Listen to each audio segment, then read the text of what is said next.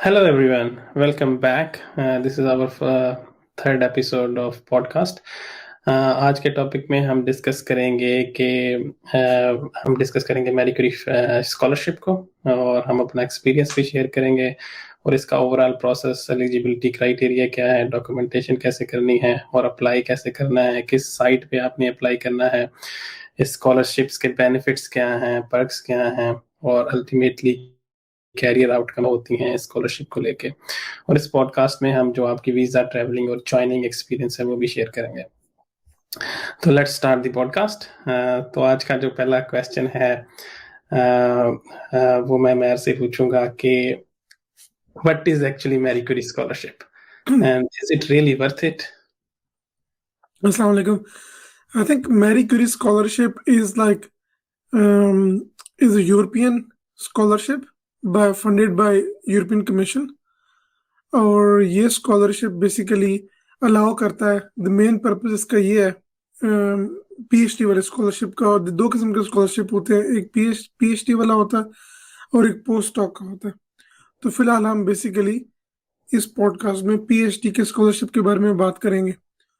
तो जो पीएचडी का स्कॉलरशिप होता है वो बेसिकली उसका मेन पर्पस ये है कि to train the next generation of scientist in Europe. ठीक है, दैट्स द मेन पर्पस। और होता ये है कि किसी भी फील्ड के अंदर दे वांट कोई भी टॉपिक ऑफ इंटरेस्ट है जो कि बड़ा प्रेसिंग है और इस पे रिसर्च ज़रूरी होती है, तो क्या करते हैं उस टॉपिक पे एक रिसर्च प्रपोजल लोग डालते हैं और वहाँ पे आके लोगों को इनवाइट करते हैं पीएचडी करने के लिए। तो that's Marie Curie. Basically it's a funding body होती है, वो यूरोपियन कमीशन होती है। और मैरी क्यूरी एवरीबॉडी नोज के the scientist behind it, scientist के नाम पे रखा हुआ। Is it worth it? Yes. I think मैंने पहले भी बताया कि Marie Curie was one of the very great experience I had like during PhD, and मैंने और लोगों से बात किया है, मेरे साथ 10-15 मैरी क्यूरी लोग स्टूडेंट से, तो सारों का बहुत अच्छा एक्सपीरियंस रहा। और when you compare it to any normal PhD student scholarship, it's much more there are a lot of perks, बहुत से फायदे होते हैं। तो yes, worth it. What do you think?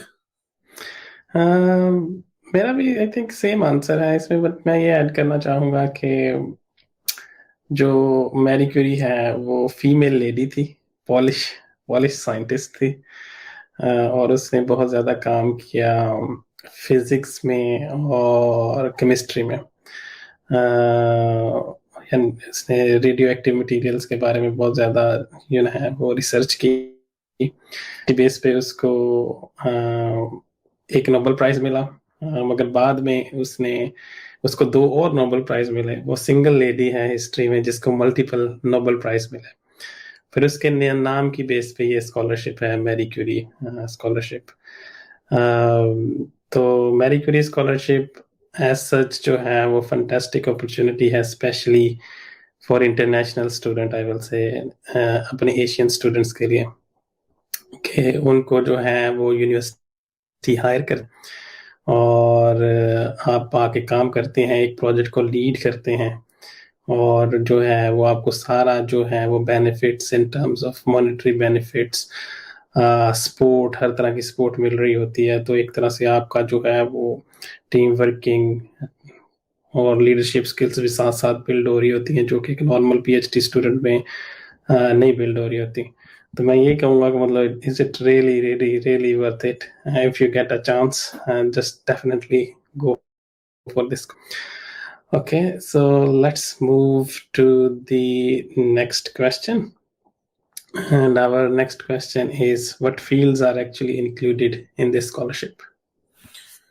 मेरे ख्याल से मेरा तो एक्सपीरियंस सिर्फ कंप्यूटर साइंस फील्ड का है, लेकिन जब मैंने रिसर्च एक्सप्लोर करा था तो वहाँ पे there were multiple fields. I think bio sciences, computer science, and also medical sciences as well. तो आई थिंक बट मैंने तो अपने अपने फील्ड में देखी थी कंप्यूटर साइंस के अंदर, और उस पर बहुत सारी स्कॉलरशिप्स थी। You can select the computer science field, ठीक है, उसके अंदर आपको बहुत सारे टॉपिक्स मिलते हैं with in that particular big umbrella of computer science. तो काफी ज्यादा स्कॉलरशिप्स थे उस पर। तो बेसिकली क्या होता है कि डिफरेंट फील्ड होती है, ठीक है। इस तरह एक ब्रॉड फील्ड होगी कंप्यूटर साइंस, ठीक है।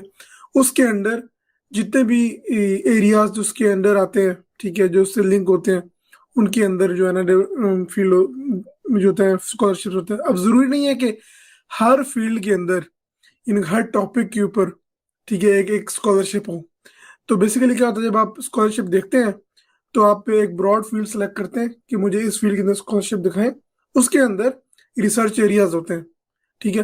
अब वो रिसर्च एरिया होता है वो आपका basically you can call it के field, field which is close to it. क्योंकि रिसर्च के अंदर होता है कि बहुत सारे नीश टॉपिक्स होते हैं जो कि पूरे कंप्यूटर साइंस को रिप्रेजेंट नहीं कर रहे होते। For example computer science can be human computer interaction और मशीन लर्निंग, राइट। सो इसी तरह आप जाके फील्ड के थ्रू अंडर टॉपिक सेलेक्ट कर सकते हैं। तो मेरे केस में मैंने कंप्यूटर साइंस सेलेक्ट किया था, ठीक है। और उसमें बहुत सारे स्कॉलरशिप थे। तो मैंने क्या किया कि जब मैंने देखा कि ये सारे स्कॉलरशिप है, मैंने ओपन किया, उनकी डिस्क्रिप्शन पढ़ी। तो उसके अंदर मैंने डिटेल पढ़ी कि ये स्कॉलरशिप क्या है, इसमें क्या करना है, ठीक है, इस प्रोजेक्ट में क्या है। तो इसी तरह मैंने डिटेल फाइंड की। तो आपकी फील्ड डिफरेंट थी। What was your experience? I think Marie Curie जो है इटसेल्फ है इसमें जो हर सिंगल प्रोजेक्ट होता है जो मैंने देखा है अभी तक, उसमें काफ़ी सारी फील्ड्स कंबाइंड की होती हैं उन्होंने, मतलब एक सिंगल फील्ड में नहीं होता। कि फॉर एग्जांपल मेरे केस में ज़्यादातर जो मैंने प्रोजेक्ट्स देखे हैं वो बायोलॉजी से रिलेटेड थे ना। तो बायोलॉजी में उन्होंने ना सिर्फ जिनका बायोलॉजी में था उनको हायर किया, बल्कि कुछ प्रोजेक्ट्स की नोयत ऐसी थी कि उनको कंप्यूटर साइंटिस्ट हायर करने थे जिनका बायोलॉजी में कोई बैकग्राउंड ही नहीं था, ठीक है। तो बहुत ज़्यादा एक्सट्रीम थी कि एक बंदा जो है वो टोटली जो है वो टेक्निकल है, जिसको बायोलॉजिकल प्रोसेस की नाउ हाउ भी नहीं है, और दूसरा बंदा ऐसा है कि जो सिर्फ बायोलॉजी के एक्सपेरिमेंट रन करता है, उसको टेक्निकल नाउ हाउ नहीं है। तो एक ही प्रोजेक्ट के अंदर आपको मतलब डिफरेंट तरह के लोग मिले ना, मुझे मेरा जो एक्सपीरियंस था। फिर उसमें ये था कि डिफरेंट कंपनीज इन्वॉल्व होती हैं मैरी क्यूरी के प्रोजेक्ट में, मतलब जो कंसोर्टियम है आपका, उसमें अगर मेरे कंसोर्टियम में थे 8 जो थे वो एकेडमिक पार्टनर थे और 4 कंपनीज थी, टोटल 12 पार्टनर थे उसमें ना। तो जो कंपनीज का काम था वो टोटली डिफरेंट तरह का था, मतलब इवन के मेरे प्रोजेक्ट में यूजेबिलिटी एनालिसिस भी हो रहा था, एक्सेप्टेबिलिटी एनालिसिस भी हो रहा था, जो कि टोटली एक कंप्यूटर साइंस की फील्ड है। तो आई विल से कि इस स्कॉलरशिप में हर तरह की फील्ड्स आ रही होती हैं। आपने टॉपिक, फॉर एग्जांपल अगर एक प्रोजेक्ट एडवर्टाइज हुआ है, उसमें डिफरेंट पोजीशंस एडवर्टाइज हो रही हैं, आप उसमें जॉब रोल देखें, उनको क्या क्या स्किल सेट चाहिए। तो डेफिनेटली आई विल से कि हर फील्ड के लिए इसमें ना स्कॉलरशिप है। तो जब भी इसको सर्च करें तो इस माइंडसेट से सर्च करें कि आपने अपने जॉब के पॉइंट ऑफ व्यू से इसको देखना है या कीवर्ड के पॉइंट ऑफ व्यू से देखना है। अगर उससे रेलिवेंट टॉपिक है तो then definitely go for it. क्योंकि मेरे प्रोजेक्ट में मैंने ऐसे देखा है, इवन के मल्टीपल प्रोजेक्ट्स में मैंने ऐसे देखा है कि स्टूडेंट्स जो हैं वो बड़े डिफरेंट बैकग्राउंड से आ रहे होते हैं। आई थिंक बेसिकली जो मैरी क्यूरी है it is suppose to be interdisciplinary, ठीक है। हम्म, तो उसमें ऐसा होता है कि दे मेक श्योर, बिकॉज आजकल जो है ना क्रॉस फील्ड काम पे बहुत तवज्जो दी जाती है।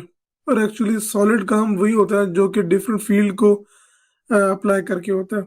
और सेकेंडली होता है कि बिकॉज आपने उसकी एप्लीकेबिलिटी देखनी होती है ना, कि अगर आप कोई काम जो है कर रहे हैं कंप्यूटर साइंस में और उसको अपनी क्लिनिकल सेटिंग में अप्लाई करना है, then you need to have those experts as well. So ऐसा होता है कि ना हमारे मेरे केस में भी आई थिंक तकरीबन 15 लोग थे पीएचडी स्टूडेंट्स। और उनके एक एक और 15 लोग different across the Europe, different जगहों पे थे। और वो कई साइकोलॉजी के थे, कई डिज़ाइन बैकग्राउंड के थे, कई इंजीनियरिंग बैकग्राउंड के थे। तो ये डिफरेंट जो है ना कॉम्बिनेशन ऑफ लोग थे। इसी तरह जो कि सुपरवाइजर्स होते हैं, वो भी उनका भी बैकग्राउंड बहुत डिफरेंट होता है। वो भी जिस तरह साइकोलॉजी के लोग थे, ठीक है, हार्डवेयर के लोग थे, तो machine learning, everything. So, depending upon the topic, they have to make sure that they hire, all those expertise as well as the companies. So, इसकी requirement होती है कि companies, for example, हमारे साथ Siemens थी, उसके साथ एक हार्डवेयर कंपनी थी जो कि सेंसर्स बनाती थी। तो they have to make sure, और उसके साथ उन्होंने इंडस्ट्री पार्टनरशिप्स भी करनी होती हैं, ठीक है, ताकि इन स्टूडेंट्स को जो कि हायर करेंगे, they can go and work at these universities for couple of months, ठीक है। तो दे मेक श्योर कि प्रोजेक्ट ऐसा बने, क्योंकि प्रपोजल के अंदर आपको ये सारी डिटेल लिखनी होती है, ठीक है, क्योंकि मैंने मैंने अपना प्रपोजल पढ़ा था, तो उसमें ये था कि हर डिटेल, हर स्टूडेंट की डिटेल थी, उसने क्या करना है, हर कंपनी की थी, कंपनी क्या करेगी, क्या वैल्यू प्रोवाइड करेगी, ये कंपनी हमारे लिए क्यों जरूरी है। तो इट इट एक बहुत लंबा प्रोसेस होता है इसकी एप्लीकेशन को प्रिपेयर करने का, and takes around I think at least couple of years to actually write a proposal. और उसके बाद इसका एक्सेप्टेंस रेट बिलो 5% है, ठीक है। तो उसमें होता है कि बेसिकली लोग मल्टीपल ट्राइज करते हैं। तो और फील्ड जो है, फॉर एग्जांपल लाइक जिस तरह मैंने अभी फार्मास्यूटिकल्स है, ठीक है, कंप्यूटर साइंस है, astronomy, religious sciences, environmental sciences and geosciences. There is a whole website which you're gonna share later. उसमें आप देख सकते हैं कि ना आप अपनी फील्ड सेलेक्ट कर सकते हैं, उसके अंडर आपको लिस्ट पूरी स्कॉलरशिप की मिलेगी। हम्म। इसमें मेरा एक और पॉइंट है, आपका क्या ओपिनियन इस बारे में, मैं ये पूछना चाहता हूँ कि जो प्योर टेक्निकल फील्ड्स हैं उनके स्कॉलरशिप और जो आ रहे हैं in combination with other fields like bio sciences या कोई और साइंस को लेके, और इसमें आप कंप्यूटर साइंस के मेथड यूज कर रहे हैं, उसमें मेरा ये एक्सपीरियंस है कि इस तरह जो फील्ड्स कंबाइन होके आ रही है ना कंप्यूटर साइंस के साथ, उसमें ज्यादा स्कोप है आपका, और आई थिंक उसमें ज्यादा स्कॉलरशिप्स आ रहे हैं या ज्यादा फंडिंग अपॉर्चुनिटीज आ रही हैं। आपका क्या ख्याल है इस नो, बारे आई थिंक बिकॉज हम जब अंडर ग्रेड में थे ना, तो उसमें होता था कि यार let's say we work on algorithm, ठीक है, उसकी कोई विजिबिलिटी नहीं थी कि यार ये एल्गोरिदम कहाँ पे यूज होगा, ठीक है। तो लेकिन जब आप ग्रेजुएशन करते हैं, पोस्ट ग्रेड कर रहे हैं, तो उस केस के अंदर उसकी एप्लीकेबिलिटी बहुत मैटर करती है, ठीक है। अब सेम एल्गोरिदम जो कि आप यूज कर रहे हैं और मैं यूज कर रहा हूँ, हमारी फील्ड बहुत डिफरेंट हो सकती है, ठीक है।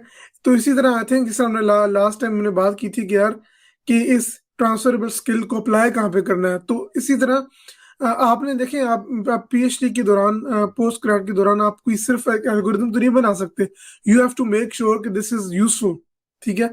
तो आई थिंक मैरी क्यूरी इस केस के अंदर इट्स वेरी यूजफुल कि आपको ना एक प्रॉपर पहले फील्ड डिफाइन होती है, एक ब्रॉड अम्ब्रेला आपके पास दी हुई है, ठीक है। और हर टाइम, क्योंकि हर स्टूडेंट का एक अपना एरिया पहले से सेट होता है, तो आप जाएं, आपने उस एरिया पे काम करते हैं, हालांकि जब अप्लाई करते हैं ना, तो you can select your area as well, ठीक है।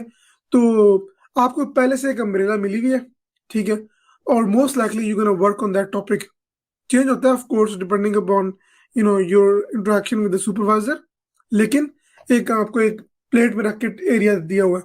तो आई थिंक उसमें द बेस्ट थिंग इज कि मैरी क्यूरी के अंदर कि आपको ना सिर्फ आपको एक एप्लीकेबिलिटी का पता लगता है कि यार मैं जिस तरह मेरे केस के अंदर मेरा प्योर कंप्यूटर साइंस का बैकग्राउंड है, तो मुझे साइकोलॉजी का बिल्कुल नहीं पता था, ठीक है। तो जब मेरा जो साथ जो इंटरेक्शन था जिन लोगों के साथ, वो साइकोलॉजी बैकग्राउंड का था, ठीक है। तो मुझे बहुत सारी थ्योरीज, मॉडल्स जो है ना ह्यूमन साइकोलॉजी के, मैंने पढ़े, उनके पेपर्स पढ़े। तो इससे मुझे जो है ना बड़ा एक एक एक अंडरस्टैंडिंग हुई कि चलो जो मैं टेक्नोलॉजी बना रहा हूँ, उसकी ह्यूमन एप्लीकेबिलिटी क्या है, कि वो लोग जब लोग यूज करेंगे, तो what's psychology behind people using it. तो I think it's very important कि एक मल्टी डिसिप्लिनरी प्रोजेक्ट हो और आप डिफरेंट लोगों के साथ काम करें, because at the end of the day आपकी तो उसकी काम की वर्थ बढ़ती है, और आपकी पेपर्स की भी जब एक डिफरेंट एंगल देते हैं ना कि यार ये साइकोलॉजी और human computer interaction, computer science, तो ये लोग कैसे अप्लाई करेंगे, लोग कैसे यूज करेंगे। ठीक है, तो और क्लिनिकल सेटिंग के अंदर भी साइकोलॉजी की बहुत जरूरी होती है। क्लिनिकल साइकोलॉजिस्ट होते हैं, तो हमारा उनके साथ कोलैबोरेशन था। हॉस्पिटल में हमारा कोलैबोरेशन था। उधर अब सारे लोग वो होते हैं, आपने खुद बताया कि आप खुद हॉस्पिटल गए थे। तो आई थिंक मैरी क्यूरी के अंदर मैंने दो स्कॉलरशिप अप्लाई किए थे, और दोनों का इंटरेक्शन समहाउ हॉस्पिटल के अंदर थ्रू था। तो I think it's very good. And Europe के अंदर आजकल मोस्टली इंटरडिसिप्लिनरी काम हो रहा है। हाँ ये तो है। इसमें ये है ना कि आई थिंक जो मैरी क्यूरी प्रोजेक्ट है इसमें सब स्टेक होल्डर्स को ना वो एक जगह कंबाइन कर देते हैं।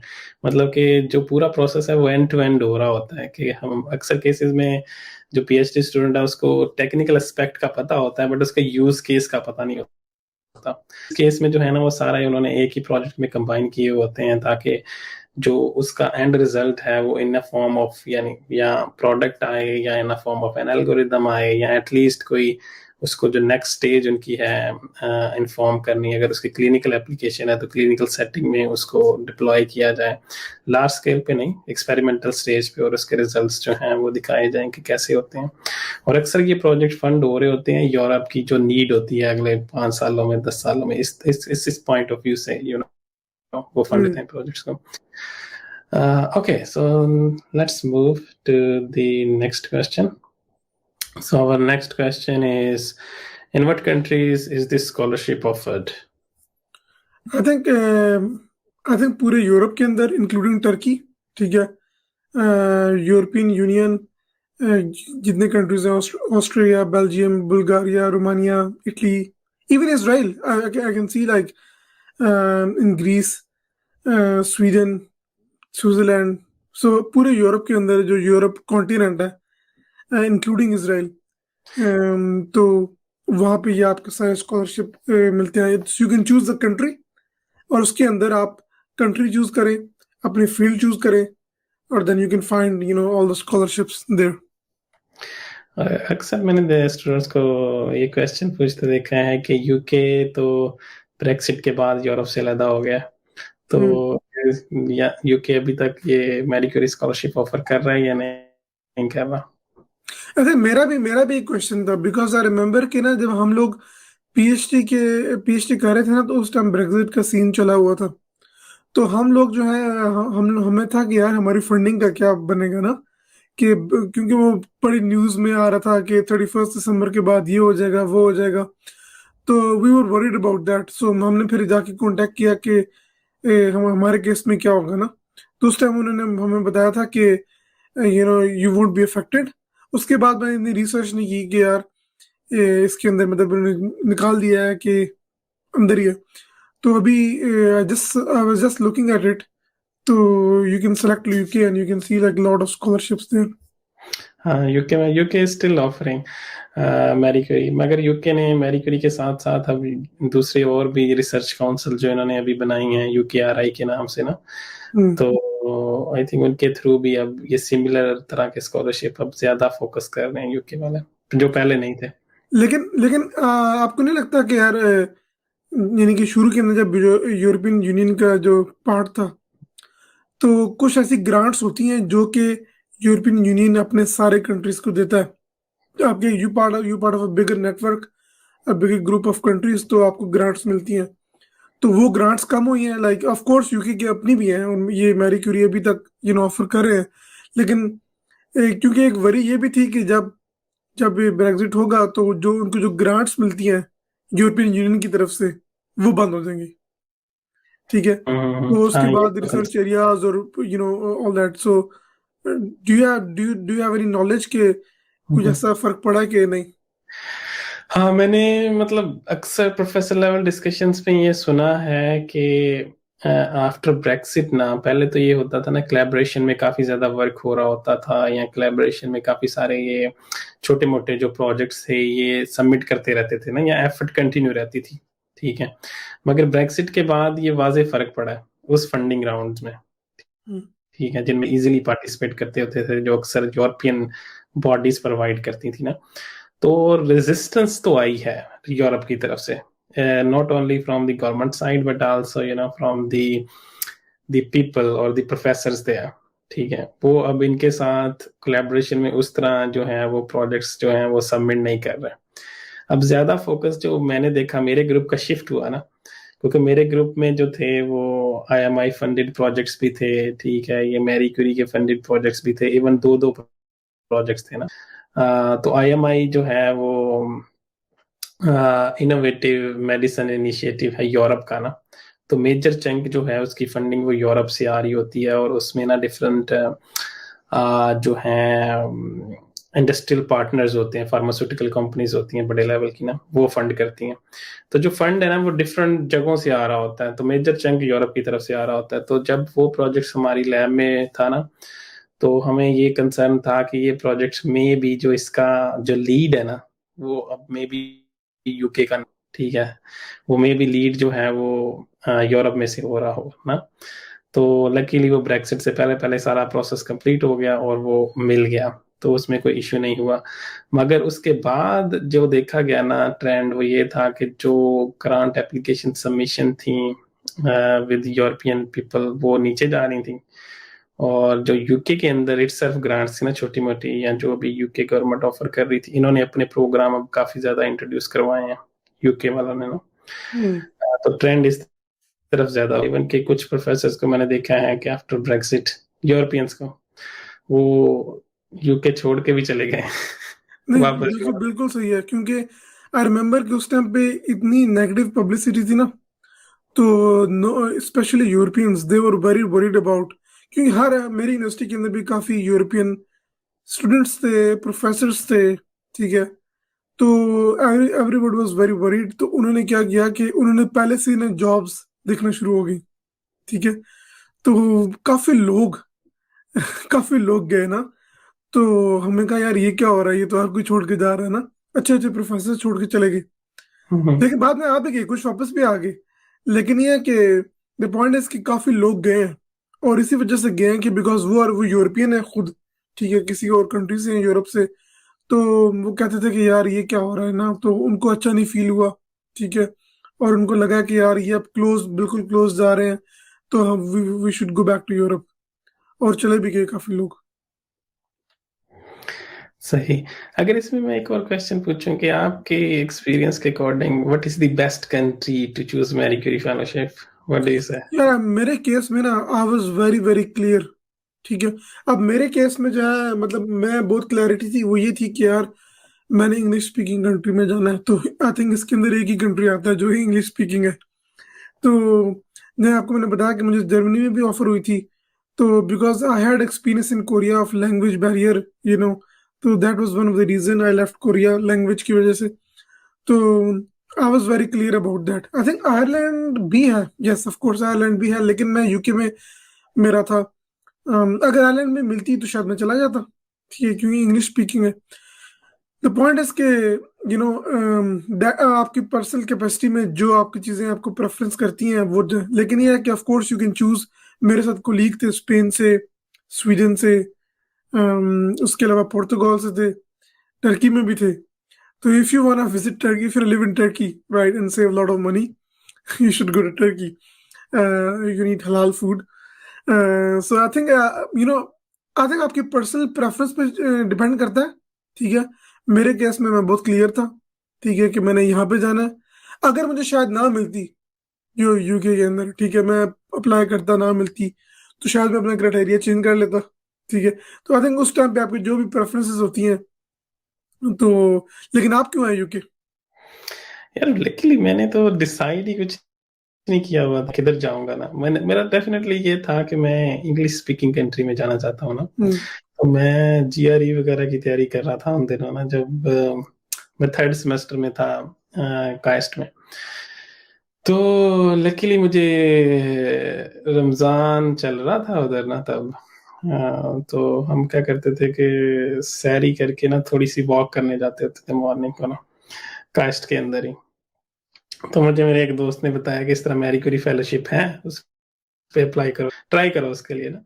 तो उसने मुझे वेबसाइट्स वगैरह का बताया, तो जब मैंने सर्च की ना तो मुझे मेरे प्रोजेक्ट से रिलेटेड या मेरे काम से रिलेटेड सिर्फ एक ही पोजीशन मिली, ठीक है, जो कि बहुत ज्यादा रेलिवेंट थी एग्जैक्टली रेलिवेंट थी।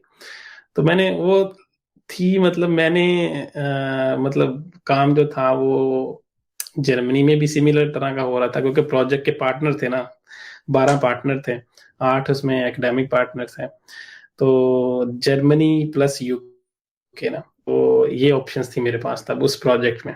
ठीक है, तो इनका क्राइटेरिया ऐसा था कि एक कॉमन एप्लीकेशन सबमिशन थी स्टार्टिंग में, कि जो पूरा कंसोर्टियम था उसकी एक प्रोजेक्ट की सिंपल जो है वो एक कॉमन सबमिशन थी। उस सबमिशन के बाद फिर वो जो सेपरेट करते थे एप्लीकेशन, मतलब ये बंदा ज्यादा सूटेबल इस पोजीशन के लिए है, ये ज्यादा सूटेबल इस पोजीशन के लिए है, वो सिंपल ईमेल के थ्रू बड़ा क्विक प्रोसेस था उनका ना। तो लकीली जो था, मैंने 2 ऑप्शन सेलेक्ट की हुई थी, जर्मनी और यू, अपनी जो उन्होंने पोर्टल एप्लीकेशन बनाया वो था इंटरनल एप्लीकेशन।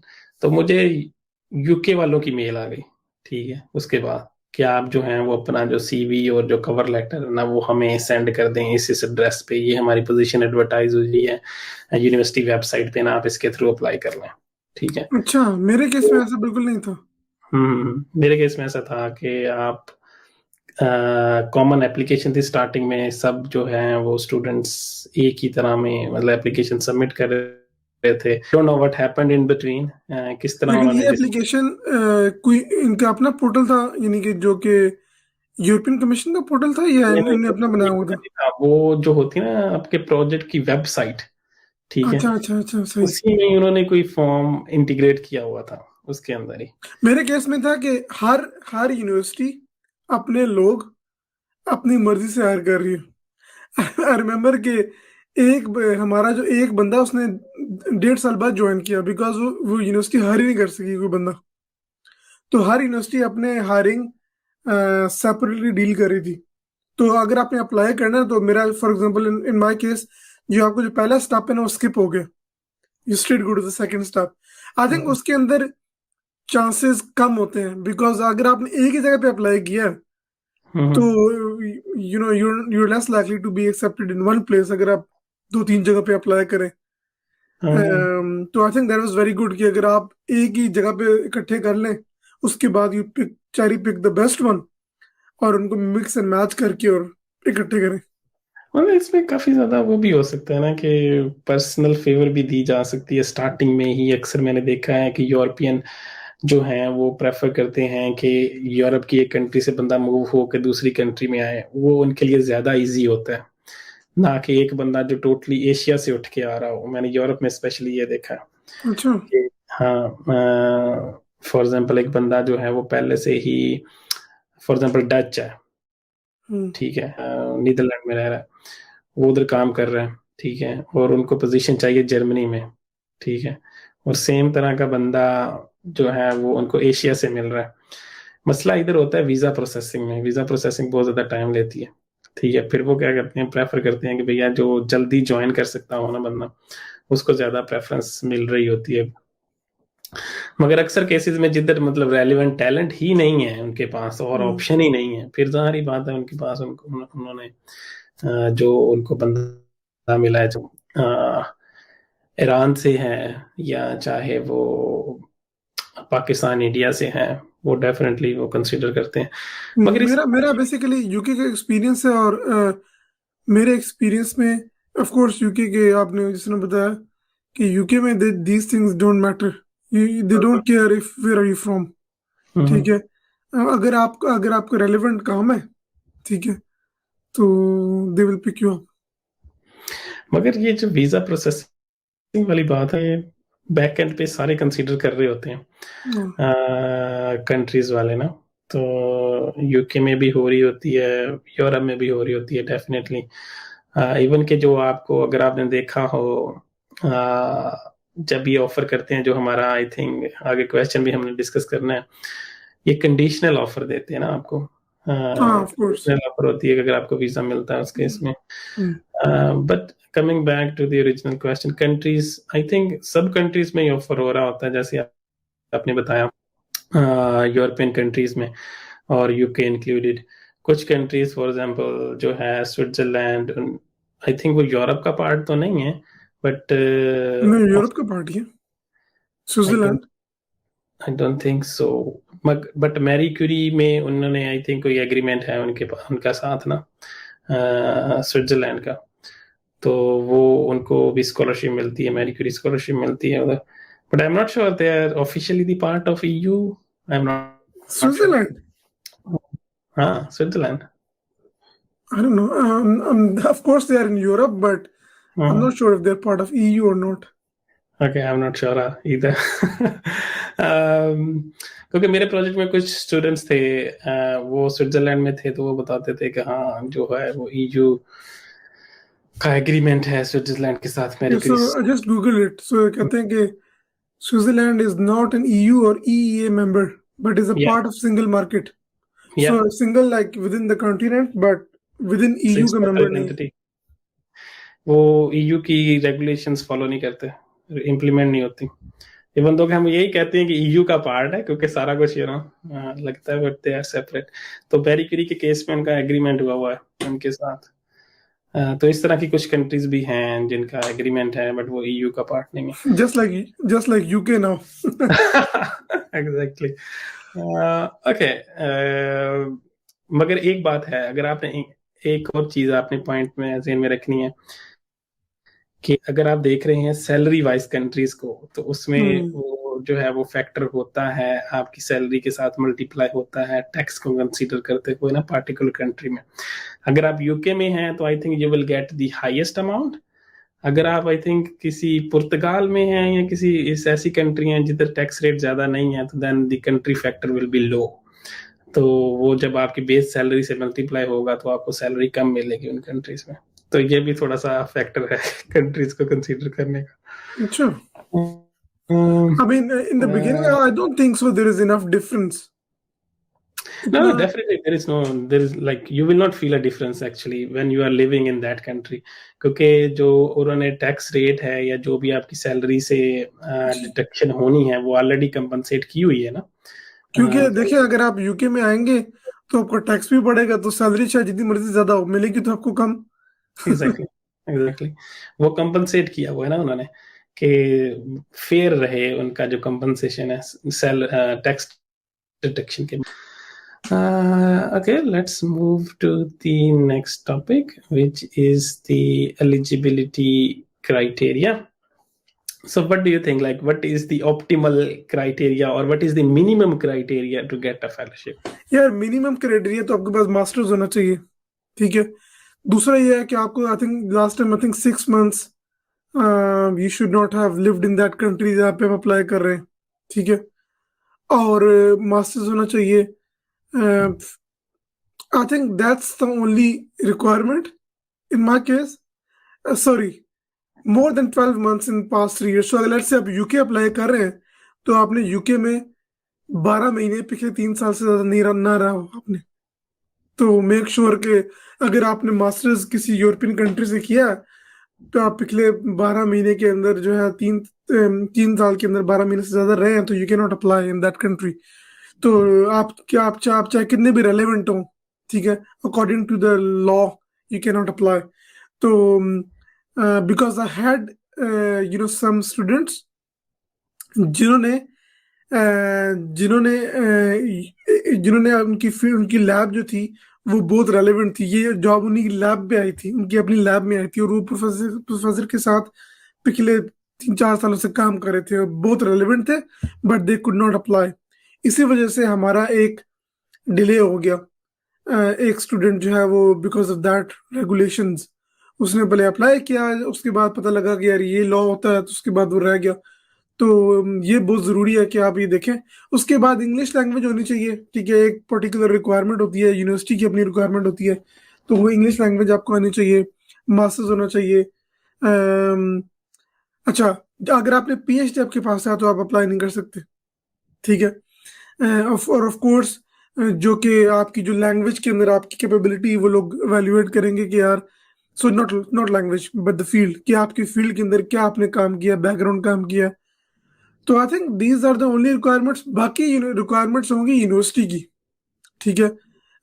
तो एक तो मैरी क्यूरी की ये 2 लॉज हैं, ठीक है, और बाकी यूनिवर्सिटी की जो आप रिक्वायरमेंट होती है जो कि मतलब आई थिंक सेम ही होती है ऑलमोस्ट। लैंग्वेज की शायद आगे पीछे ऊपर नीचे हो, but that's only requirement, I think. I think the minimum requirement जैसे आपने बताया मास्टर्स डिग्री है, उसके बाद तो सिंपल आपका जो है वो रेलिवेंट रिसर्च एक्सपीरियंस और आपकी इंग्लिश रिक्वायरमेंट है। बेसिकली ये 3 चीजें हैं। सच और कोई इनको एक्सपीरियंस नहीं चाहिए कि आपने कंपनी में 5 साल काम किया हो या आपका इतना एक्सपीरियंस हो, डजंट रियली मैटर। और ये भी नहीं चाहिए कि आपने 10 पब्लिकेशंस की हो, मास्टर्स के अंदर 2 जर्नल पब्लिश किया हो। They don't have any crazy requirements. मतलब कई लोग तो मेरे साथ आए थे जिन्होंने पेपर भी पब्लिश नहीं किया हुआ था, ठीक है, और उनको मैरी क्यूरी स्कॉलर। तो हमारा ये जो मिथ है ना कि यार आपको मैरी क्यूरी के लिए you know you need to have like lot of publications in masters, that's not true, ठीक है। तो it's not like may be of course supervisor, कुछ सुपरवाइजर्स की एक्सपेक्टेशंस होगी, बट नॉर्मली यूरोप में आई डोंट थिंक सो दे, क्योंकि यहाँ पे मास्टर्स जो है ना यूके के अंदर वो 1 साल का होता है, तो वहां पे कोई पब्लिश नहीं करता यहाँ पे मास्टर्स में, ठीक है। मेजोरिटी ऑफ लोग नहीं पब्लिश करते। तो तो क्या होता है कि आपसे कोई एक्सपेक्ट नहीं करता कि आप मास्टर्स के लेवल पे पब्लिकेशन करेंगे। Although Korea is another case, कि कोरिया में लोग अंडरग्रेड में पब्लिश कर रहे होते हैं। तो लेकिन ये है कि they do not required to do publications. I think this is very important point कि जो यूरोपियन सिस्टम है मास्टर्स का, और अक्सर जो हम देख रहे होते हैं टॉप यूनिवर्सिटीज, मतलब जिस तरह हमारे केस में था कि हम कोरिया में थे, तो उधर मतलब पब्लिकेशन का कल्चर बहुत ज्यादा था अंडरग्रेड लेवल से ही। और अगर आप यूरोप में आते हैं तो मास्टर्स लेवल पे जो है पब्लिकेशन दे प्रेफर, बट जो मास्टर्स का स्ट्रक्चर है वही इस तरह वेरी कर रहा होता है कि अक्सर स्टूडेंट्स जो हैं वो पब्लिश नहीं कर पाते। तो they don't like you will publish at master level, so that's their mindset. This is very very important point. अगर आप PhD के लिए जा रहे हैं और अगर आपकी मास्टर्स में कोई पब्लिकेशन नहीं है, that's okay, totally fine. The only important point is the relevant skill set. So Marie Curie के केस में आप सिंपल इसको जॉब कंसीडर करें कि आपने एक चीज बनानी है, और अगर आपको उस चीज बनाने का एक तरीका आता है तो simply go for it. I will say कि उसके लिए आप अप्लाई करेंगे, ना देखें कि आपके पास 5-10 पब्लिकेशंस नहीं है या even you don't have a single publication, that's fine, go for it. और इसमें ये है कि मैरी क्यूरी में आपको एक और अपॉर्चुनिटी मिलती है कि अगर आप एकेडेमिया में नहीं रहना चाहते तो even you can go for industry also. और अगर आपने इंडस्ट्री में जाना है, still the eligibility criteria is same. May be company का अपना कोई क्राइटेरिया डिफरेंट हो सकता है eight the end of the day, मगर अगर आपने यूरोप में किसी कंपनी में एक्सपीरियंस लेना है 3 साल का, तो Marie Curie is the best option. What do you say? नहीं, मेरा मेरा एक कोलीग था, ठीक है, बल्कि 2 कोलीग्स थे जो कि कंपनी में बेस्ड थे, ठीक है। एक सीमेंस में था, no not Siemens, I forgot the name of the company, Philips, sorry Philips में था, ठीक है। एक फिलिप्स नीदरलैंड के अंदर फिलिप्स में था, और दूसरा जो है पुर्तगाल में एक काइंड ऑफ स्टार्टअप था, ठीक है। तो आई थिंक कि उसमें ये होता है कि आप डायरेक्टली प्लेस होते हैं कंपनी के अंदर, ठीक है, और आपकी कंपनी जो वर्क प्लेस, आपको एक मैनेजर असाइन होता है, ठीक है। वो मैनेजर एक मोस्ट लाइकली उसके जो एकेडमिया से कनेक्शंस होते हैं, ठीक है। वो आपका मे बी, अगर उसके पास प्रोफेसर लेवल की क्वालिफिकेशन है, किसी यूनिवर्सिटी से एफिलिएशन है, तो he can be your main supervisor, और कोई और बंदा आपका सेकंड सुपरवाइजर बन जाता है, ठीक है। तो मेरे केस में मेरे जो 2 फ्रेंड्स थे वो एक 2 कंपनीज में बेस्ड थे, और वो basically they had to come to work like we go to office, our own office in the lab. तो वो उस तरह आते थे, 3 साल उन्होंने ऐसे गुजारे, ठीक है। और उसके बहुत फायदे भी होते हैं, ठीक है, और बहुत नुकसानात भी होते हैं, ठीक है। फायदे ये होते हैं कि यार आप डायरेक्टली कंपनी में बेस्ड हैं, अगर आपने इंडस्ट्री में जाना है मैरी क्यूरी के बाद, तो आपके पास एक बहुत बड़ी अपॉर्चुनिटी है कि अगर आप वहाँ पे अच्छा काम करें तो they will hire you straight away, ठीक है। और यह है कि अगर आपने वहाँ पे और जॉब नहीं है तो आपके पास इंडस्ट्री के 3 साल का एक्सपीरियंस आ गया, ठीक है। तो ये बहुत ज़रूरी है, ठीक है। फिलिप्स के आपके पास एक्सपीरियंस है, you can go to any other company, ठीक है। तो I think that is very good point अगर लोगों ने इंडस्ट्री में फोकस करना है। मैं लेकिन ड्रॉबैक पता है क्या होता है, कि आप ना देन पब्लिकेशन का इशू हो जाता है फिर। अगर तो आप वो जिस कंपनी में गए हैं उनके पब्लिकेशन कल्चर नहीं है, ठीक है, they not publishing, it's not a research institute, तो आपका जो मेन सुपरवाइजर है ना वहाँ का, he would not push you for publications. उस केस के अंदर फिर आप क्यों आएंगे बाकी स्टूडेंट्स के साथ, आप उनसे पीछे रह जाते हैं। तो हमारे पास एक कोलीग था, तो उसके वही हमेशा उसका मसला था कि यार वो ना, वो कहता था कि मेरे जो सुपरवाइजर है, he is not publishing, he doesn't want to publish. तो इन केस में अगर आपने डिफाइन करना है आपने कि what field you want to take, you want to go to industry और you wanna go in academia and then probably move to industry later on. So, Exactly. but if you want to work in a company, this is the opportunity. Yeah. Like definitely.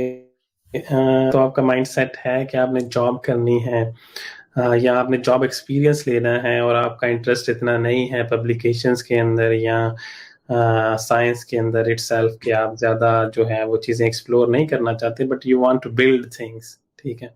तो इस तरह के mindset से definitely company is a good experience. उसमें ये होगा कि आपका 3 साल का जॉब एक्सपीरियंस भी होगा, उसके साथ आपको पीएचडी भी मिल जाएगी, ठीक है। तो आफ्टर दैट मेरे जो प्रोजेक्ट में थे 4 लड़के, उनमें से 2 जो हैं वो प्रोजेक्ट मैनेजर बन गए ना, एक प्रोडक्ट मैनेजर बन गया, एक प्रोजेक्ट मैनेजर बन गया, ठीक है। ऑन दी अदर हैंड अगर हम देखें जो बच्चे थे एकेडेमिया के अंदर, ठीक है, हम फॉर एग्जांपल मैं था, ठीक है, तो मैं ग्रेजुएट हुआ, मैंने 1 साल का पोस्ट डॉक किया, फिर मैं as a post doctor fellow गया फार्मास्यूटिकल इंडस्ट्री में। So that's a different route. Like in my case, I want to stay in research. I like that part. ठीक है। तो उस केस में you can find your relevant job role in industry. अगर तो आपका जो हैकिंग से ही इंटरेस्ट है, प्रोडक्ट डेवलपमेंट से रिलेटेड या इस तरह की प्रोजेक्ट मैनेजमेंट से रिलेटेड, तो then you can directly find industry level position for Marie Curie which will give you both benefits. और इसमें एक और पॉइंट जो पहले मैंने मेंशन किया, मोबिलिटी क्राइटेरिया, उसको मैं ऐसे पुट करूंगा कि this is a blessing in disguise for us. क्योंकि इसमें ऐसे होता है कि जो स्टूडेंट्स होते हैं लैब्स के अंदर पहले से काम कर रहे होते हैं, जो मास्टर्स करके गए होते हैं पिछले सुपरवाइजर से, सुपरवाइजर्स उनको ही पता है अक्सर जो स्कॉलरशिप्स आ रही होती हैं, क्योंकि they are also interested in PhD और उन्होंने पहले से ही काम किया होता है, तो they will hire the same guy, right. But Marie Curie allow नहीं करता ये चीज, ठीक है, मैरी क्यूरी रिस्ट्रिक्ट कर देता है। उस केस में they have to find an alternative, और उस अल्टरनेटिव में ज्यादातर अगर यूके को देखा जाए तो इसमें जो मैंने अभी तक देखे हैं स्टूडेंट्स, वो पाकिस्तानी, ईरानी और इंडियंस ही आ रहे होते हैं या बांग्लादेशी आ रहे होते हैं मैरी क्यूरी फेलोशिप पे ना, जो मेरा एक्सपीरियंस रहा है। इवन कि मेरी लैब में ही जो है वो 2 पाकिस्तानी और ना, तो उन्होंने भी क्या उसको कहते हैं कि मतलब 2 पाकिस्तानी थे, एक मेरे अलावा एक और थे जिनको मैरी क्यूरी फेलोशिप मिली मेरी ही लैब में, ठीक है, वो भी पाकिस्तानी। और इस तरह मतलब कि हम What is he doing now? She is doing still PhD. Okay, PhD. मतलब मैरी क्यूरी में ही, और थोड़ा सा आई थिंक उसका साल 1.5 साल रह गया आई थिंक फिनिश होने में।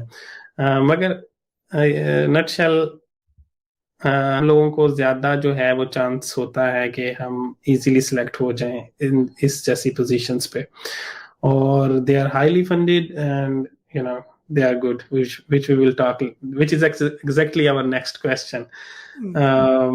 Like what are the benefits of getting this scholarship?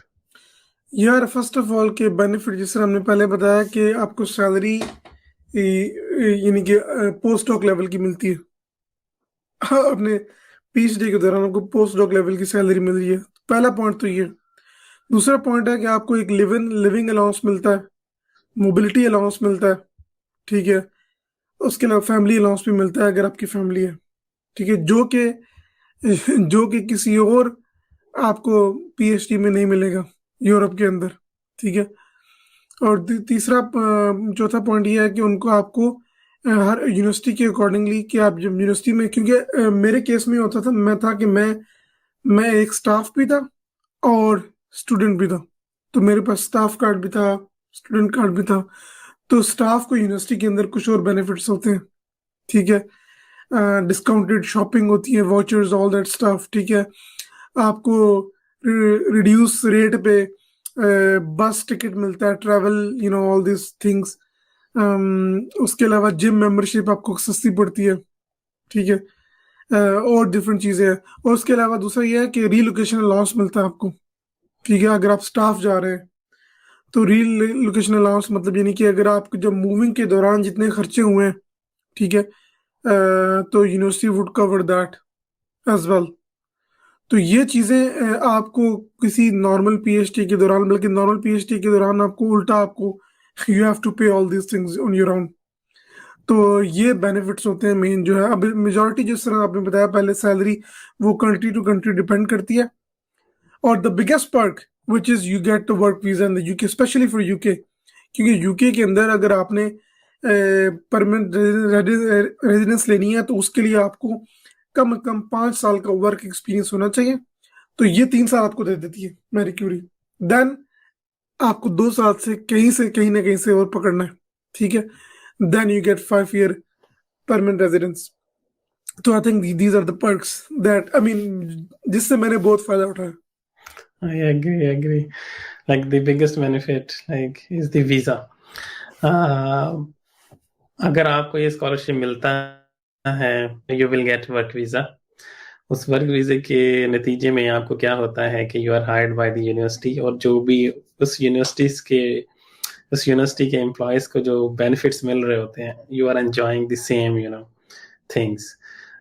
उसमें सारा कुछ जो मैंने मेंशन किया वो आ जाता है। इवन पेंशन भी होती है। Pension, definitely. Like, you are working, right? You are paying, taxes. So yeah, definitely all those things will be included in the perks. I think इसमें जो एक और चीज है कि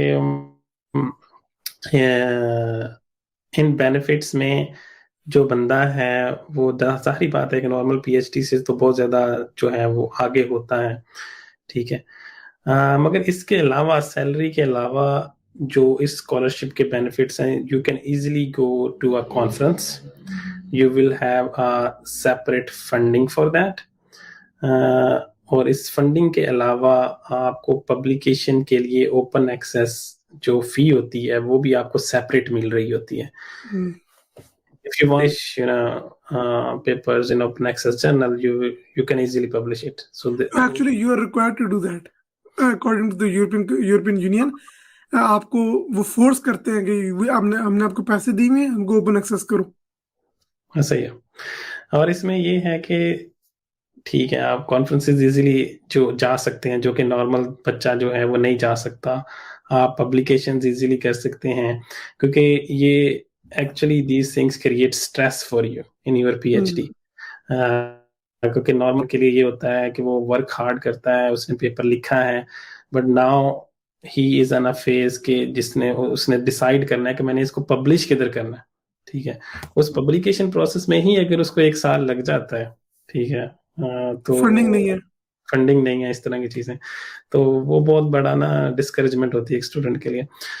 तो इसके अलावा मैरी क्यूरी में आपके लिए कंपलसरी होता है कि you have to go to another group for secondment, ठीक है। आप जो है सेकंडमेंट कंपनी में भी कर सकते हैं, आप सेकंडमेंट जो है वो किसी दूसरे एकेडमिक पार्टनर के साथ जाके कर सकते हैं, उनके साथ मिलके किसी टॉपिक पे आप कोलैबोरेट कर सकते हैं। और उसके लिए जो सारा खर्चा होता है, जितना भी आपके एक्सपेंसेस, डेली लिविंग एक्सपेंसेस आ रहे होते हैं, वो सारे आपके पे हो रहे होते हैं, ठीक है। मेरे प्रोजेक्ट में तो कुछ स्टूडेंट्स ऐसे थे जिन्होंने तकरीबन जो है वो 2-2 वीक्स हर पार्टनर के साथ उन्होंने 2-2 वीक लगाए। मेरे केस में ये था कि मैं जो था वो 3 जगहों पे मैंने जो है वो सेकंड की ना, 2 कंपनियों में और एक एकेडमिक पार्टनर के साथ जर्मनी में। कितना अर्सा? मेरे केस में थोड़ा ऊपर हो गया था। मैंने 6 वीक्स एक जगह किया जर्मनी में, और 2 वीक्स जो किया, 2 वीक्स एक कंपनी में, 2 वीक्स एक कंपनी में। आई थिंक जो मिनिमम रिक्वायरमेंट होती है, आई थिंक वो 8 वीक्स की होती है सेकंडमेंट की, आई थिंक सो। लेकिन एक पॉइंट, ये जो चीजें आप बता रहे हैं ना सारी की सारी, they are highly dependent on the supervisor. आपकी ट्रैवल, आपकी सेकंडमेंट्स, बिकॉज माय केस के अंदर मुझे 2 भी पूरी नहीं करने दी गई, ठीक है। और अगर इवन के I had the money, I had to give like proper justification to go. So even though at the fronts, so depend करता है सुपरवाइजर पे कि सुपरवाइजर अगर आपको मतलब यानी कि अलाउ कर रहा है, he is very happy about it, although the funds are there, but in the end fund जो है सुपरवाइजर के कंट्रोल में होते हैं। तो आपका डिपेंड करता है सुपरवाइजर पे। और मेरे केस में मैंने एक सेटलमेंट किया, मैंने दूसरी सेटलमेंट मैंने टर्की में करनी थी, मेरा मेरा बड़ा प्लान था, but supervisor didn't agree, so I did only one. And मेरे साथ एक और स्टूडेंट थी from China, she did not even do a single settlement. Hmm. ठीक है, तो उसने सेटलमेंट की ही नहीं, तो आप अंदाजा करें। और मैंने जो की भी, वो भी 1 महीने की थी यार, लाइक नॉर्मली 2 मंथ की होती है ना, तो वो भी 1 मंथ की। तो इट वाज लाइक कि यार ये मेरे सुपरवाइजर का ओपिनियन था कि it's a waste of time. आप अपने अपने रिसर्च टॉपिक से आप हट के कहीं और चले जाते हैं और वहाँ पे पता नहीं क्या करते हैं, कोलैबोरेशन करते हैं, although that's your collaboration, but that's not your main topic. So whatever the reason is, but these ये सारी चीजें सुपरवाइजर पे हाईली डिपेंड करती हैं। Very important point, exactly. इसमें ये है ना कि मैरी क्यूरी जो है वो यूरोपियन यूनियन की तरफ से एक फंडेड स्कॉलरशिप है। उस स्कॉलरशिप की जो जितनी भी अमाउंट है वो यूनिवर्सिटी की आ रही होती है, ठीक है। हम्म। जितना भी आपका मंथली अलाउंस है या जितना भी आपका मेंटेनेंस का है या जो भी आपने पब्लिकेशन की है, सारा कुछ ना ऐसे पे करने वो यूनिवर्सिटी को आ रहा होता है। बट उसके ऊपर जो मैनेजर बैठा होता है ना, वो आपका सुपरवाइजर होता है, जैसे आपने बताया। और जितना भी मैरी क्यूरी प्रोजेक्ट मैनेजर होता है वो हमेशा यही कह रहा होता है कि आप अपने सुपरवाइजर के कंसेंट से ये सब कुछ कर सकते हैं। Marie Curie allows you to do it, but your supervisor is the main person who will decide. या तो अगर आपका सुपरवाइजर जो है वो बहुत ओपन है, उसके पास बहुत ज्यादा एक्सपोजर है और वो चाहता है आपकी डेवलपमेंट करना, ठीक है, तो definitely you have lot of it. मगर इसमें ये भी होता है कि आपका रिलेशनशिप कैसा है उस सुपरवाइजर के साथ, ठीक है। You have to be very nice, या जो भी है आपने काम अच्छे से करना है। अगर आपने काम किया तो डेफिनेटली वो आपको सुपरवाइजर जो है वो जाने देगा। नहीं यार, बट मैंने बहुत अच्छा काम किया था। मतलब इन नटशेल मतलब फंडिंग है मैरी क्यूरी में इन सारी चीजों को करने की, आपके सुपरवाइजर पे डिपेंड करता है कि वो आपको जाने देता है या वो चीज करने देता है या नहीं करने देता। और ये फंडिंग बेसिकली 3 साल की होती है। हम्म। Uh, yeah. Okay. So let's move to the next question. वो है हमारा कि how you can apply for this Marie Curie fellowship. So do you want to share your screen? Yeah, I think I can share my screen. So let me see. Share screen. Okay. Okay, so basically क्या है कि Marie Curie में, नजर आ रही है आपको? Okay, सो Mary Curie में basically ये एक वेबसाइट होती है, ठीक है। This is the website link, ठीक है। लेट मी जूम इन, ठीक है। तो ये एक वेबसाइट लिंक है। तो इसमें आपने वेबसाइट पे जाना है, ठीक है। तो आपको जो है ना बहुत सारे स्कॉलरशिप मिल जाएंगे, ठीक है। Sorry, Marie Curie actions dot A C, link paste कर देंगे डिस्क्रिप्शन में ना, ठीक है। तो इस वेबसाइट पे ना आपको पोस्ट डॉक भी मिलता है, मास्टर पीएचडी भी मिलती है। तो you can select, normally R1 जो है ना, यहाँ से आप सेलेक्ट कर सकते हैं कि रिसर्चर की टाइप क्या है, R1, R2, R3। तो R1 is most likely the PhD ones, ठीक है। अगर आप सीनियर हैं, आपको पोस्ट डॉक देखनी है, तो आप R2, R3 यानी कि सेलेक्ट कर सकते हैं। तो इन केस में हम लोग सिंपल R1 सेलेक्ट करेंगे। तो जितनी भी सारी पीएचडी स्टूडेंट्स हैं, at the moment we have 193 items of R1, ठीक है। तो R2 के टोटल 7 है, तो there are lot of PhDs, ठीक है। फील्ड से पहले मैं कंट्री में जाऊंगा, तो कंट्री में you can select the country you want to go, all the European countries जिस तरह हमने बताया। तो अगर आपकी कोई प्रेफरेंस है, ठीक है, आप सेलेक्ट करें। अगर नहीं है तो you can select like any country here, ठीक है। तो मेरे केस में मैंने सिंपली यूके सेलेक्ट कर लिया था यहाँ पे। उसके बाद फील्ड, ठीक है। अब यहाँ पे सारी ही फील्ड्स हैं, ठीक है। यहाँ पे कंप्यूटर साइंस है, मैथमेटिक्स है, ठीक है, आर्ट्स, एवरी फील्ड। तो यहाँ पे अपने फील्ड सेलेक्ट करें, computer science, let's say go to UK, ठीक है। और ये आप सब 15 जो है फिलहाल यूके में 15 पोजीशंस हैं अवेलेबल। ठीक है। और यहाँ पे आप देख सकते हैं कि दीज आर ऑल इंटरडिसिप्लिनरी, के इंजीनियरिंग, मैथमेटिक्स, फिजिक्स। ठीक है, तो डिस्क्रिप्शन है। Let's say I want to open this,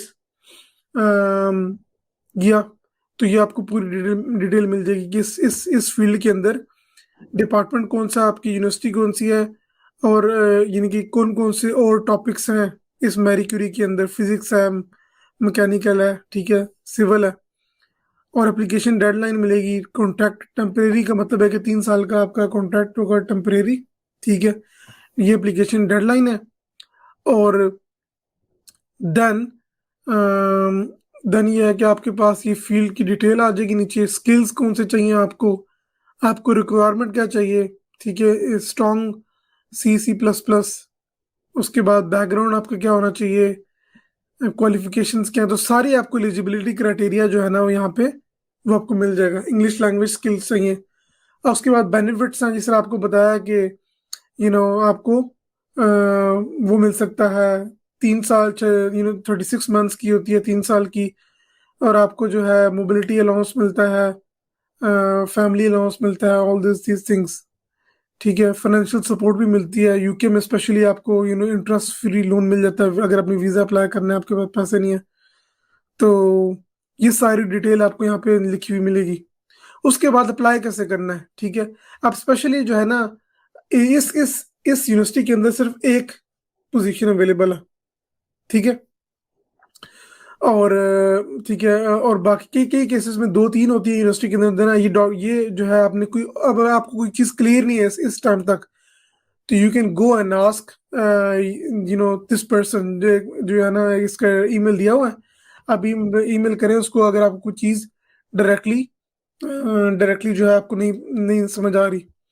अच्छा, लेकिन ये मैं आपको अप्लाई करने के लिए just click on that link. ठीक है, तो ये आपको डायरेक्ट आपको यूनिवर्सिटी की वेबसाइट पे उठा के ले जाएगी। इनके इस केस में यूनिवर्सिटी ऑफ नॉटिंघम। ठीक है, तो यहाँ पे आप क्या कर सकते हैं कि आपको फर्दर डिटेल मिलेगी। ठीक है, एलिजिबल क्राइटेरिया यूनिवर्सिटी का क्या है, जॉब डिस्क्रिप्शन आपको मिल जाएगा यहाँ पे, कि यहाँ पे जॉब डिस्क्रिप्शन क्या है, आप ऑनलाइन अप्लाई कर सकते हैं। यहाँ पे आपको सैलरी भी पता लग रही है इस केस में। यहाँ पे you got like 36,000 to 43,000 pound depending upon your experience, right? But this is the range. So बाकी सारी डिटेल आपको यहाँ पे मिल जाएगी, और डेडलाइन क्या है, ऑल दैट स्टफ। तो अब यहाँ पे अप्लाई करें डायरेक्टली।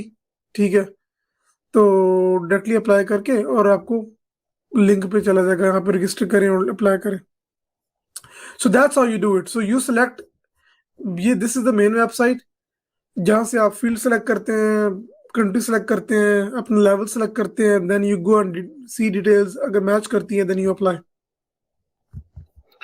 और इसमें जो है ये डिफरेंट जो R1 R2 हैं, आई थिंक जो R2 R3 हैं ये PhD के बाद वाले स्कॉलरशिप्स हैं, right?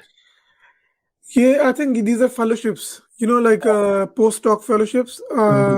After you actually have your PhD you can apply for this fellowships. आप अपनी फेलोशिप खुद भी लिख सकते हैं। ठीक है, I had couple of friends जिन्होंने अपना प्रपोजल लिखा है। वो बेसिकली होता है कि ये बड़ी प्रेस्टिजियस फेलोशिप होती है, highly paid fellowship. I think 2 साल की होती है। उसमें ये होता है कि आप किसी सुपरवाइजर के साथ मिलके एक एक प्रपोजल लिखते हैं for post doc, and then you submit it to European Commission, and then आपको फेलोशिप मिलती है। तो वही सारा उसमें और ज्यादा पर्क्स होते हैं बेसिकली। तो इसी तरह R3 इज बेसिकली ये एक और फेलोशिप है। ठीक है, इसमें भी डिफरेंट फील्ड्स है इसमें, और इसमें सिर्फ 2 हैं। और ये सारी पोजीशंस यूके में आप शो करवा रहे हैं, राइट? या these are only in the UK.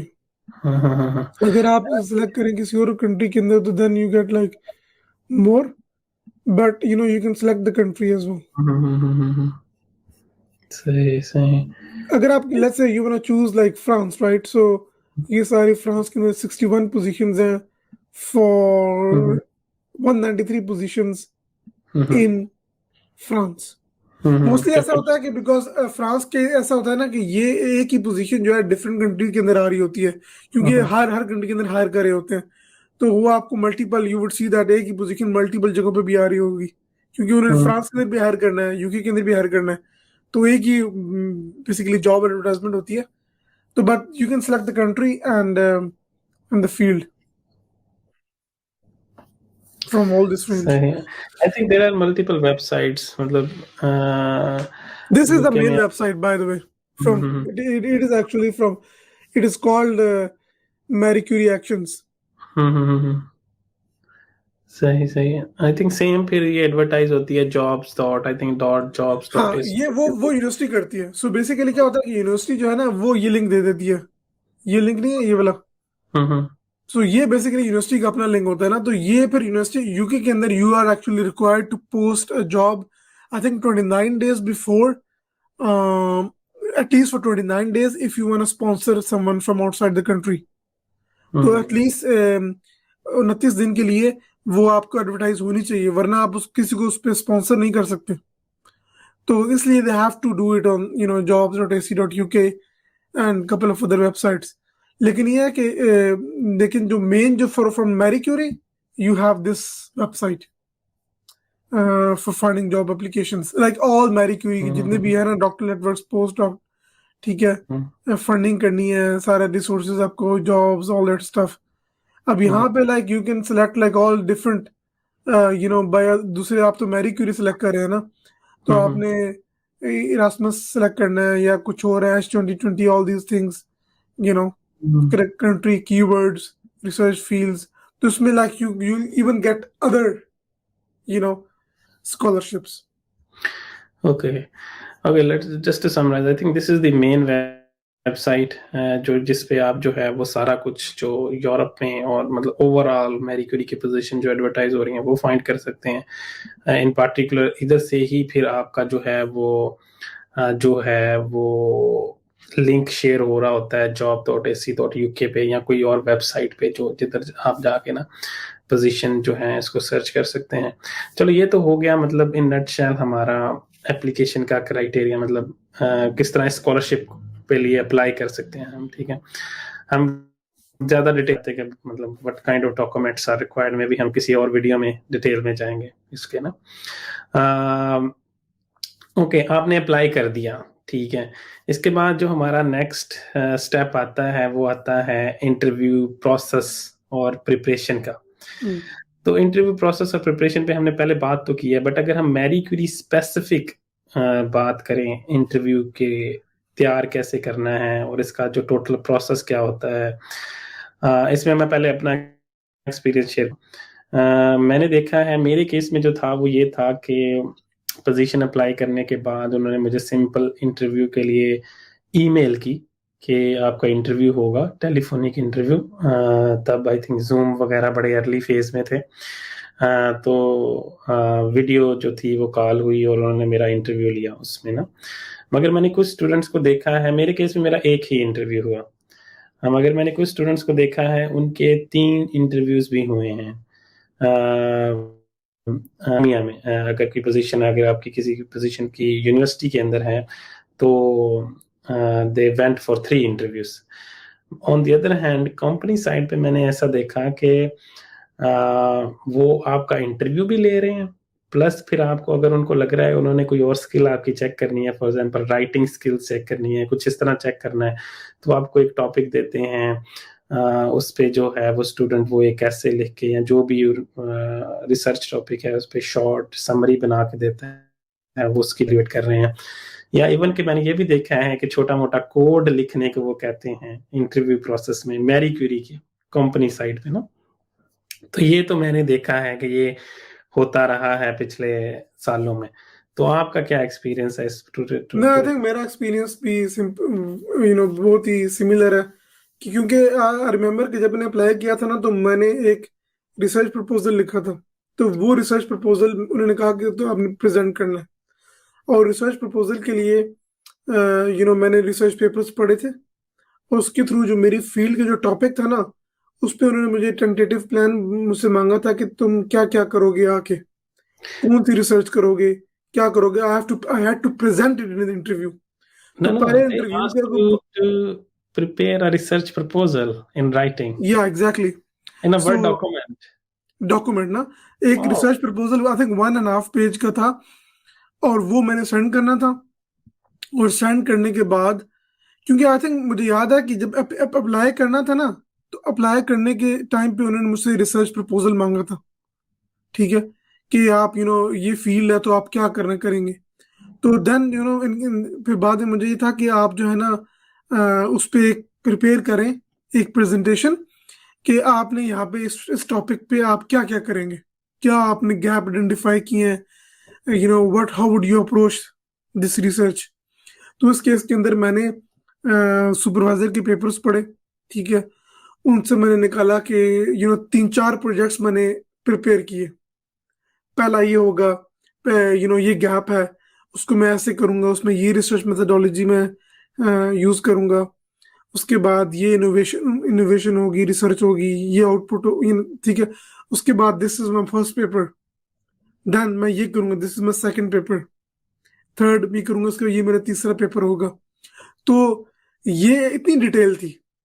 और शुरू में जब आप प्रिपेयर कर रहा होता है तो बंदा कहता है यार ये तो मतलब सब हवा में चल रहा है, ये तो मतलब मैंने कोई प्रॉपर रिसर्च तो नहीं की।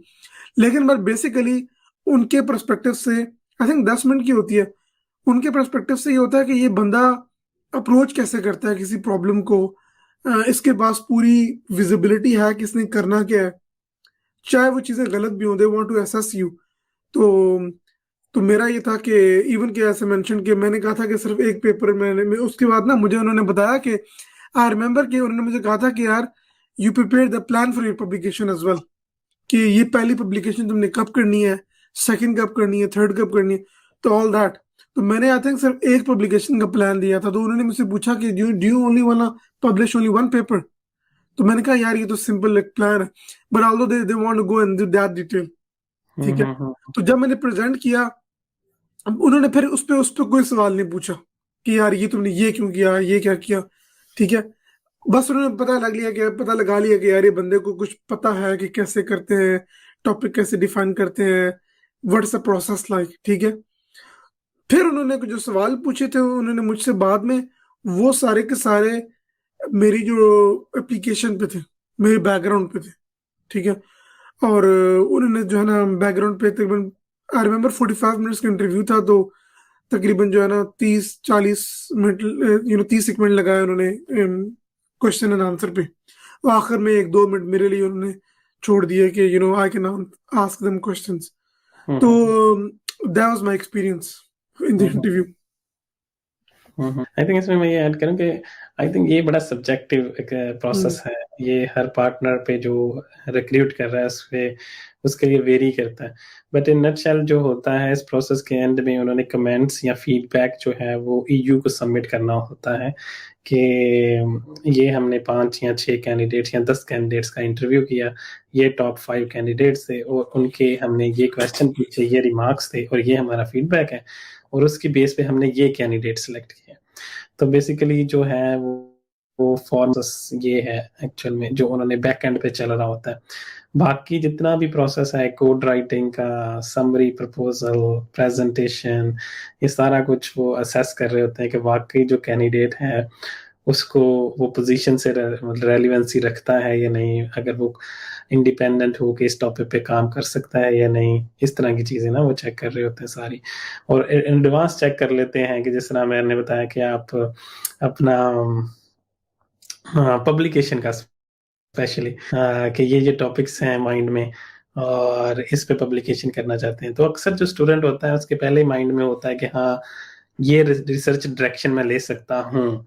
और सुपरवाइजर भी फिर अच्छा कंफर्टेबल फील करता है कि हाँ इस जो कैंडिडेट है इसको पहले से पता है, इसने आते ही क्या जो है डायरेक्शन उसको अप्रोच करना है। अगर किसी स्टूडेंट को ये नई चीज़ें पता, ये सिंपल स्ट्रेट फॉरवर्ड सी चीज़ें हैं, बट ये जो सुपरवाइजर साइड से ये काफ़ी बर्डन मतलब जो है वो कम हो जाता है कि सुपरवाइजर को फिर माइक्रो मैनेज नहीं करना पड़ता या उस तरह से टॉपिक डिसाइड नहीं करके देना पड़ता आपके मैनेजर को या आपके सुपरवाइजर को। तो मैरी क्यूरी में ये बहुत ज़्यादा इम्पोर्टेंस चीज़ रखती है कि आपका अगर प्रोजेक्ट है तो you have to lead it. उस प्रोजेक्ट में जो मैंने अभी तक देखा है, मेरे केस में तो यही था कि I was the one who will drive things, कि अगर मैंने पब्लिकेशंस करनी है कि इन टॉपिक्स पे, जाहिर बात है रेलिवेंट टॉपिक्स पे आपने पब्लिकेशन करनी है, मगर ये है कि आपने उसको कंटिन्यू रखना है एक प्रोसेस को, और वो सारा जो आपने प्रोसेस को कंटिन्यू रखना है वो अपनी अपनी बेसिस पे रखना है। आपको कोई डिक्टेट नहीं करेगा कि आप जो है वो ऐसे कर रहे हैं तो ऐसे ना करें। इस तरह की छोटी छोटी चीज़ों को, मिस्टेक्स वो नहीं निकालेंगे। वो आपसे ये एक्सपेक्ट करेंगे कि हाँ, ये बंदा जो है ये अगर ये कह रहा है कि वो इस टॉपिक पे काम करेगा और ये वाले रिजल्ट लेके आएगा और या ये प्रोडक्ट डेवलप करेगा, तो they will trust during the interview process. लेकिन एक एक पॉइंट ये है कि अगर आपने इंटरव्यू प्रोसेस के दौरान अगर कोई टॉपिक दिया, जरूरी नहीं है कि आप उसी पे काम करेंगे।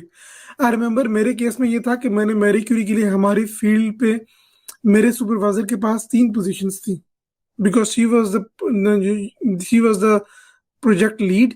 तो उसके पास 3 पोजीशंस थी, ठीक है। अब मैंने आई think I remember I applied for E2, I think 3 researchers थे ना, तो रिसर्चर नंबर 2 के लिए अप्लाई किया था, जो सेकंड पोजीशन थी। उन्होंने मुझे हायर फर्स्ट के लिए किया, बिकॉज उनको उनको लगा कि मेरा जो एक्सपीरियंस है वो फर्स्ट पे ज्यादा सूटेबल है।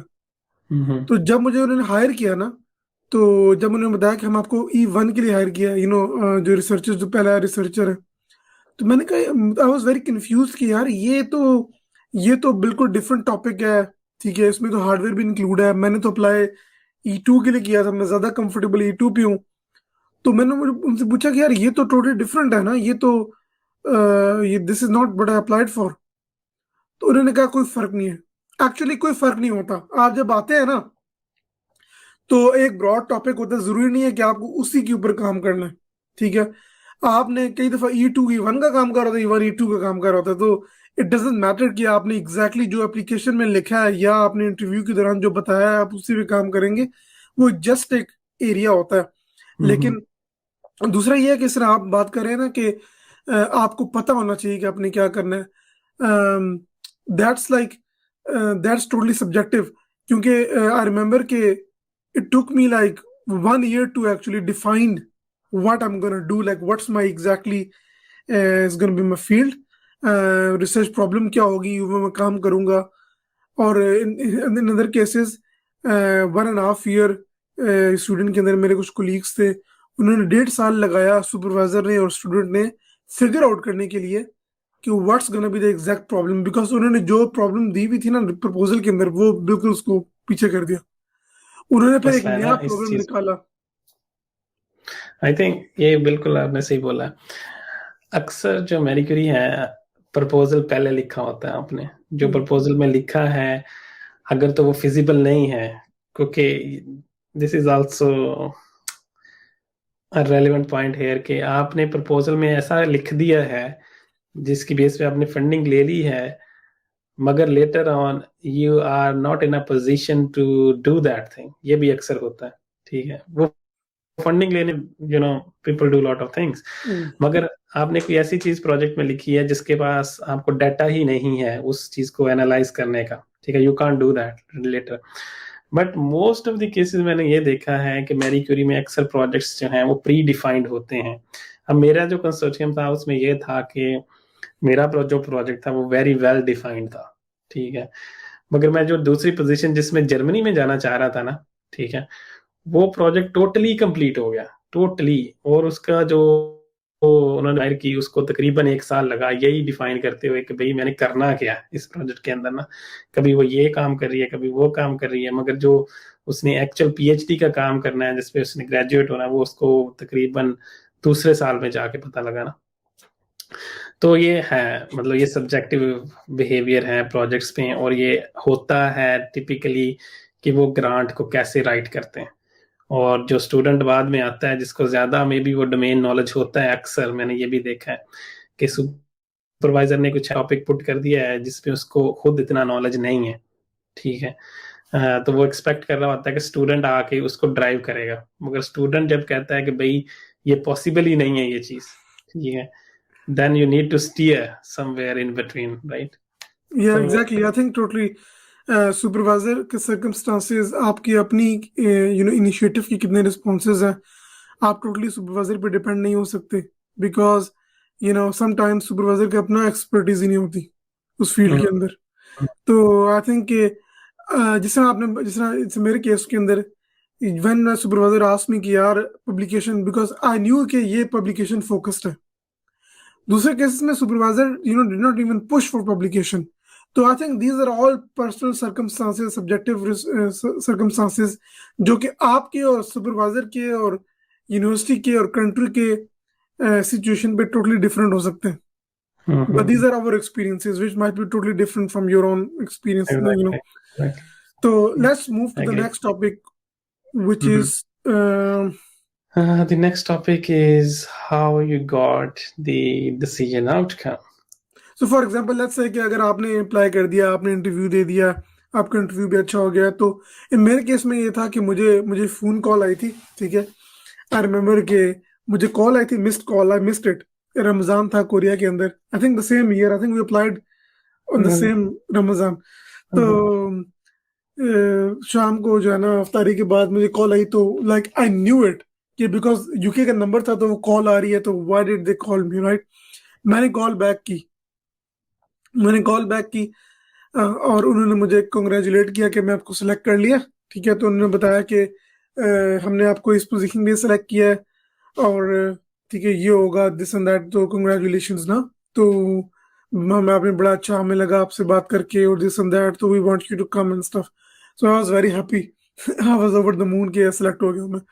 तो फिर उसके बाद जब उन्होंने मुझे बताया ना कि यार वो आपको हमने पहली पोजीशन के सिलेक्ट किया है, दूसरी के लिए नहीं किया, तो I got confused. Then I send them an email कि यार कि मुझे आपने पहली पोजीशन के लिए क्यों सिलेक्ट किया, मैंने दूसरी के लिए अप्लाई किया था, तो what's the difference between the first and the second.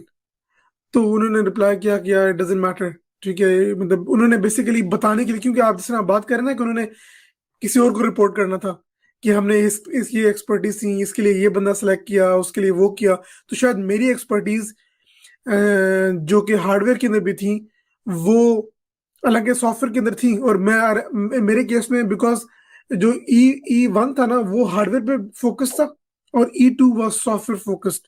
तो आई थिंक मैं मेरा मेरे मेरे लिहाज से I wanted to go to software side, but Mhm. Then they wanted me to hardware and software both. तो that's how I got notified. But then the other thing was that I want to mention was the salary, especially like family allowance. So जब उन्होंने मुझे किया, तो उन्होंने मुझे बाद में ना मुझे उन्होंने एक कॉन्ट्रैक्ट सेंड किया। उस कॉन्ट्रैक्ट के अंदर फैमिली अलाउंस मेंशन नहीं था, ऑल्दो मैंने उनको पहले बताया हुआ था कि आई हैव अ फैमिली। तो उन्होंने फैमिली अलाउंस कोई मेंशन नहीं किया। तो मैंने क्या किया कि यार बजाय इसके मैं कॉन्ट्रैक्ट साइन करके ऐसे दे दूं, मैंने उनसे पूछा कि वो फैमिली अलाउंस है क्या, वो इसमें इंक्लूडेड है, क्योंकि मुझे लग रहा है कि इसमें इंक्लूड नहीं है। तो then they took some time and included the family allowance as well. Had I actually didn't negotiate that position, मुझे बाद में शायद मैं भी ना मिलता, शायद मिल भी जाता। लेकिन यह है कि उस टाइम पे आप यू मेक श्योर कि बिकॉज दे आर, उनसे भी गलती हो सकती है, तो मेक श्योर कि जो भी मैरी क्यूरी के अंदर जो आपको मिल सकते हैं benefits, they are there in your sign in the contract. यानी कि आपने चलो आपको पोजीशन ऑफर कर दिया है, आप ये ना करें यार शुक्र है मिल गई है बस, आके बाकी जो मिलता है मैं ले लूं। यू कैन नेगोशिएट, ठीक है। और सम केसेस में सैलरी नेगोशिएशन का रूम इतना नहीं होगा, but you can have this family allowance stuff. And मेरे कोलीग के साथ आई थिंक कुछ मसला हुआ था, he had to go back and forth couple of times to get that family allowance. तो ये that was my experience. And how about you? Ah. Um, like Korea में थे, तो कोरिया में और यूके का टाइम डिफरेंस काफी ज्यादा होता था, ठीक है। तो 6 घंटे का, I think 8 hours, 8 hours, 5 6 hours or maybe 8 hours. I think 8 hours. Yeah. 8 hours sir, Yeah. Winter के अंदर आई थिंक 8 आवर्स। हाँ हाँ हाँ हाँ हाँ। तो ऐसा था कि इंटरव्यू हुआ और उन्होंने बताया कि हम ना आफ्टर 1 वीक बताएंगे ना आपको। तो उनकी मुझे बेसिकली ईमेल आई थी उनकी ना, ठीक है। तो उन्होंने मुझसे प्रेफरेंस पूछी थी कि how you want to communicate later ना। तो मैंने बोला कि ईमेल के थ्रू ना। तो ईमेल आई, उसमें जो है वो पहले तो ना मुझे मेरे लाइन मैनेजर से ईमेल आई, ठीक है, कि we have selected you and we will send an official email shortly, ठीक है। तो जो ऑफिशियल ईमेल आई वो जो थी ना लैब हेड, ठीक है, उसके तरफ से आई, ठीक है, जो एक्चुअल सुपरवाइजर थी मेरी पीएचडी की ना, उसकी तरफ से आई। तो उसमें लिखा हुआ था कंडीशनल ऑफर का वर्ड ईमेल के अंदर। तो मैं बड़ा कंफ्यूज हुआ, मुझे आइडिया नहीं था कंडीशनल ऑफर होता क्या है ना। But overall I was very happy, I was not even expecting it, क्योंकि वो जो डेज थे, मैं थर्ड सेमेस्टर में था तब ना कोरिया के अंदर, तो दे वर एक्सट्रीमली बिजी डेज ना। तो होश नहीं होती थी, क्या मतलब सिंपल काम करना है अपना, ठीक है, लैब जाना है, ठीक है, और लैब का काम करना है और ग्रेजुएट होना है ना। तो वर्क कल्चर का तो आपको पता ही है कोरिया का। तो मुझे ईमेल आई, उसमें ये वर्डिंग लिखी हुई थी, I was very happy. But मैंने उनको बोला कि what is the meaning of this conditional offer blah blah ब्ला।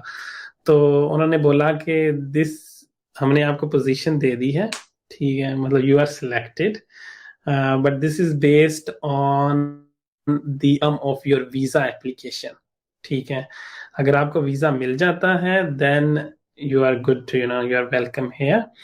अगर वीजा नहीं मिलता तो then we have to select another candidate, ठीक है। वो जो लीगल टर्म्स उन्होंने यूज करनी थी वो की। ये तो मुझे उन्होंने इन्फॉर्म कर दिया। फिर उन्होंने मुझे पुट किया इन कांटेक्ट विद एचआर, कि एचआर ने फिर मेरी जो सारी डिटेल वगैरह ली। फिर उन्होंने मुझे बोला कि भाई अब ऑफिशियल जो है वेबसाइट जो पीएचडी एप्लीकेशन की थी पोजीशन के बाद ना, उन्होंने वो भी मुझसे शेयर की कि आप पीएचडी के लिए अब ऑफिशियल जो है वो अपना अप्लाई कर दें। बट उससे पहले उन्होंने एक पोर्टल के थ्रू मुझसे साइन सिग्नेचर वगैरह करवाए, जो ऑफिशियल कॉन्ट्रैक्ट होता है उनका उन्होंने शेयर किया मेरे साथ। फिर उनके एचआर ने मेरे से एक जो होती है ये सैलरी शीट, ठीक है, ये शेयर की, ठीक है, कि टैक्स कितना होगा ब्ला ब्ला ब्ला, ये वाली कन्वर्जन होगी। क्योंकि अक्सर आपने देखा होगा जो हमारी सैलरी थी वो यूरोज में, और यूरोज से फिर कन्वर्ट होती थी पाउंड्स में। तो उसका जो हर 3 मंथ बाद वो कन्वर्जन फैक्टर को अपडेट करते थे, तो वो सारी डिटेल वगैरह ना उसने मुझे कैलकुलेट करके ना दी कि eight the end of the day आपके पास इतना आपके पास सैलरी आएगी। और जो भी मोबिलिटी अलाउंस वगैरह हैं। मगर उन्होंने उस टाइम मुझे ये नहीं बताया कि जो बाकी जो होते हैं ना आपके मेंटेनेंस अलाउंस, ठीक है, एक तो सैलरी होती है ना हमारी, इसके अलावा जो हमें डे टू डे रूटीन में अगर कोई चीज चाहिए तो इनको मेंटेनेंस अलाउंस भी मिल रहा होता है, ठीक है, इंस्टीट्यूट को। तो वो नहीं, इस तरह की चीजें उन्होंने मुझे नहीं तब बताई ना, कि आपको कॉन्फ्रेंसेस वगैरह पे भी जाने के लिए पैसे होंगे, या वर्कशॉप अटेंड करनी है, या पब्लिकेशन करनी है, इस तरह की चीजें नहीं बताई। इस तरह की चीजें हमें पता लगी जब हमारी पहली मीटिंग हुई ना, प्रोजेक्ट मीटिंग, उसमें जो प्रोजेक्ट मैनेजर था उसने बड़ी डिटेल में हमें समझाया सारा कुछ ना। क्योंकि अक्सर जो स्टूडेंट्स थे उनको अपनी सैलरीज का इश्यू था, कि वो कह रहे थे कि हाँ इन कंट्रीज वालों को ज्यादा सैलरी मिल रही है, इन कंट्री को कम सैलरी मिल रही है। जो आपने एडवर्टाइजमेंट दिखाई थी उसमें एक रेंज थी सैलरी की, राइट। तो कुछ केसेस में होता है जो सुपरवाइजर है ना वो लोएस्ट थ्रेश होल्ड की तरफ जा रहे होते हैं, even they don't want to increase.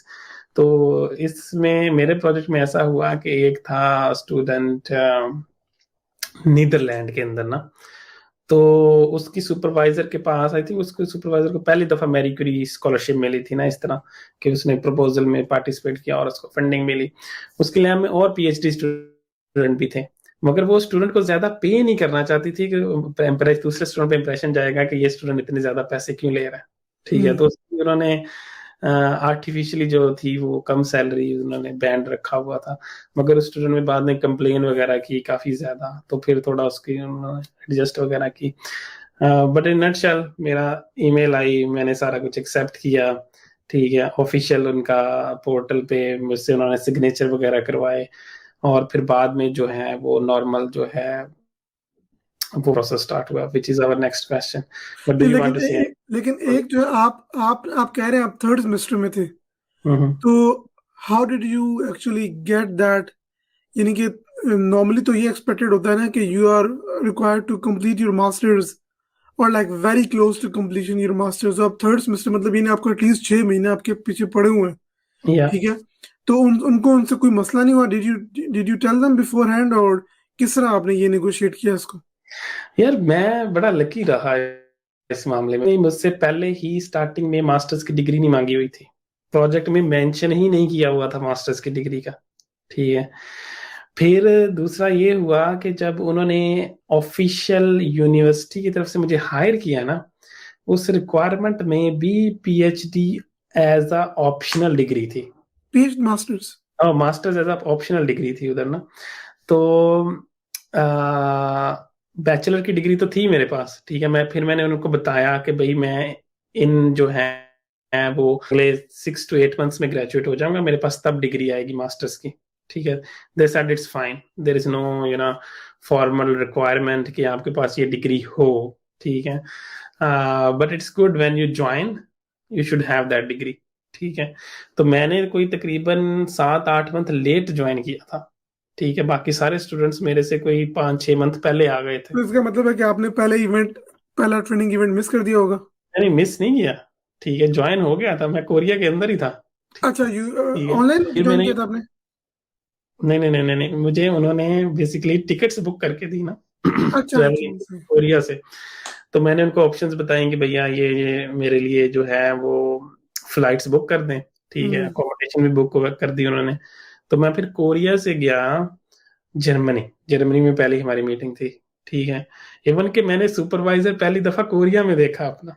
ठीक है। जो मेरा पीएचडी सुपरवाइजर था। ठीक है। कैसे? कॉन्फ्रेंस पे? नहीं नहीं नहीं नहीं नहीं, पहली मीटिंग पे ना मैरी क्यूरी की मीटिंग। तो फिर वापस मैं कोरिया आया जर्मनी से। ठीक है। और फिर तकरीबन समझ लें कि 3 मंथ बाद या 3.5 मंथ 4 मंथ बाद मैं फिर यूके गया, जब मैंने एक्चुअल पोजीशन ज्वाइन की। ठीक है। तो मुझे हायर उन्होंने पहले ही कर लिया हुआ था। इवन कि अगर आप मेरी पोजीशन को रखें और एलिजिबिलिटी क्राइटेरिया सोचें, तो simple bachelor is the minimum but criteria. Actually aren't you require, I think Marie Curie requirement के मुताबिक, और मे बी यूनिवर्सिटी की डिफरेंट हो, you are required to have masters. ना ना, I agree, you need to have masters degree. मैंने उनको बताया ना कि मेरी मास्टर्स डिग्री जो है वो 8 मंथ या अगले 8 मंथ में हो जाएगी ना। ठीक है। तो by then I will join. ठीक है। By उनको the way, पता था। I think you got lucky because I hmm, can imagine in my case, they would ask for like master's degree. तो ना ना, आई मैं एग्री। मैंने मैंने जब मैंने इंटरव्यू दिया, इंटरव्यू के मैंने 2 महीने के अंदर मैंने ज्वाइन कर लिया, और जब पहले दिन ज्वाइन किया तो मैंने उनको अपनी मास्टर्स की डिग्री दिखाई पहले नहीं, दिन। मेरा ऐसा नहीं था। That's the next part.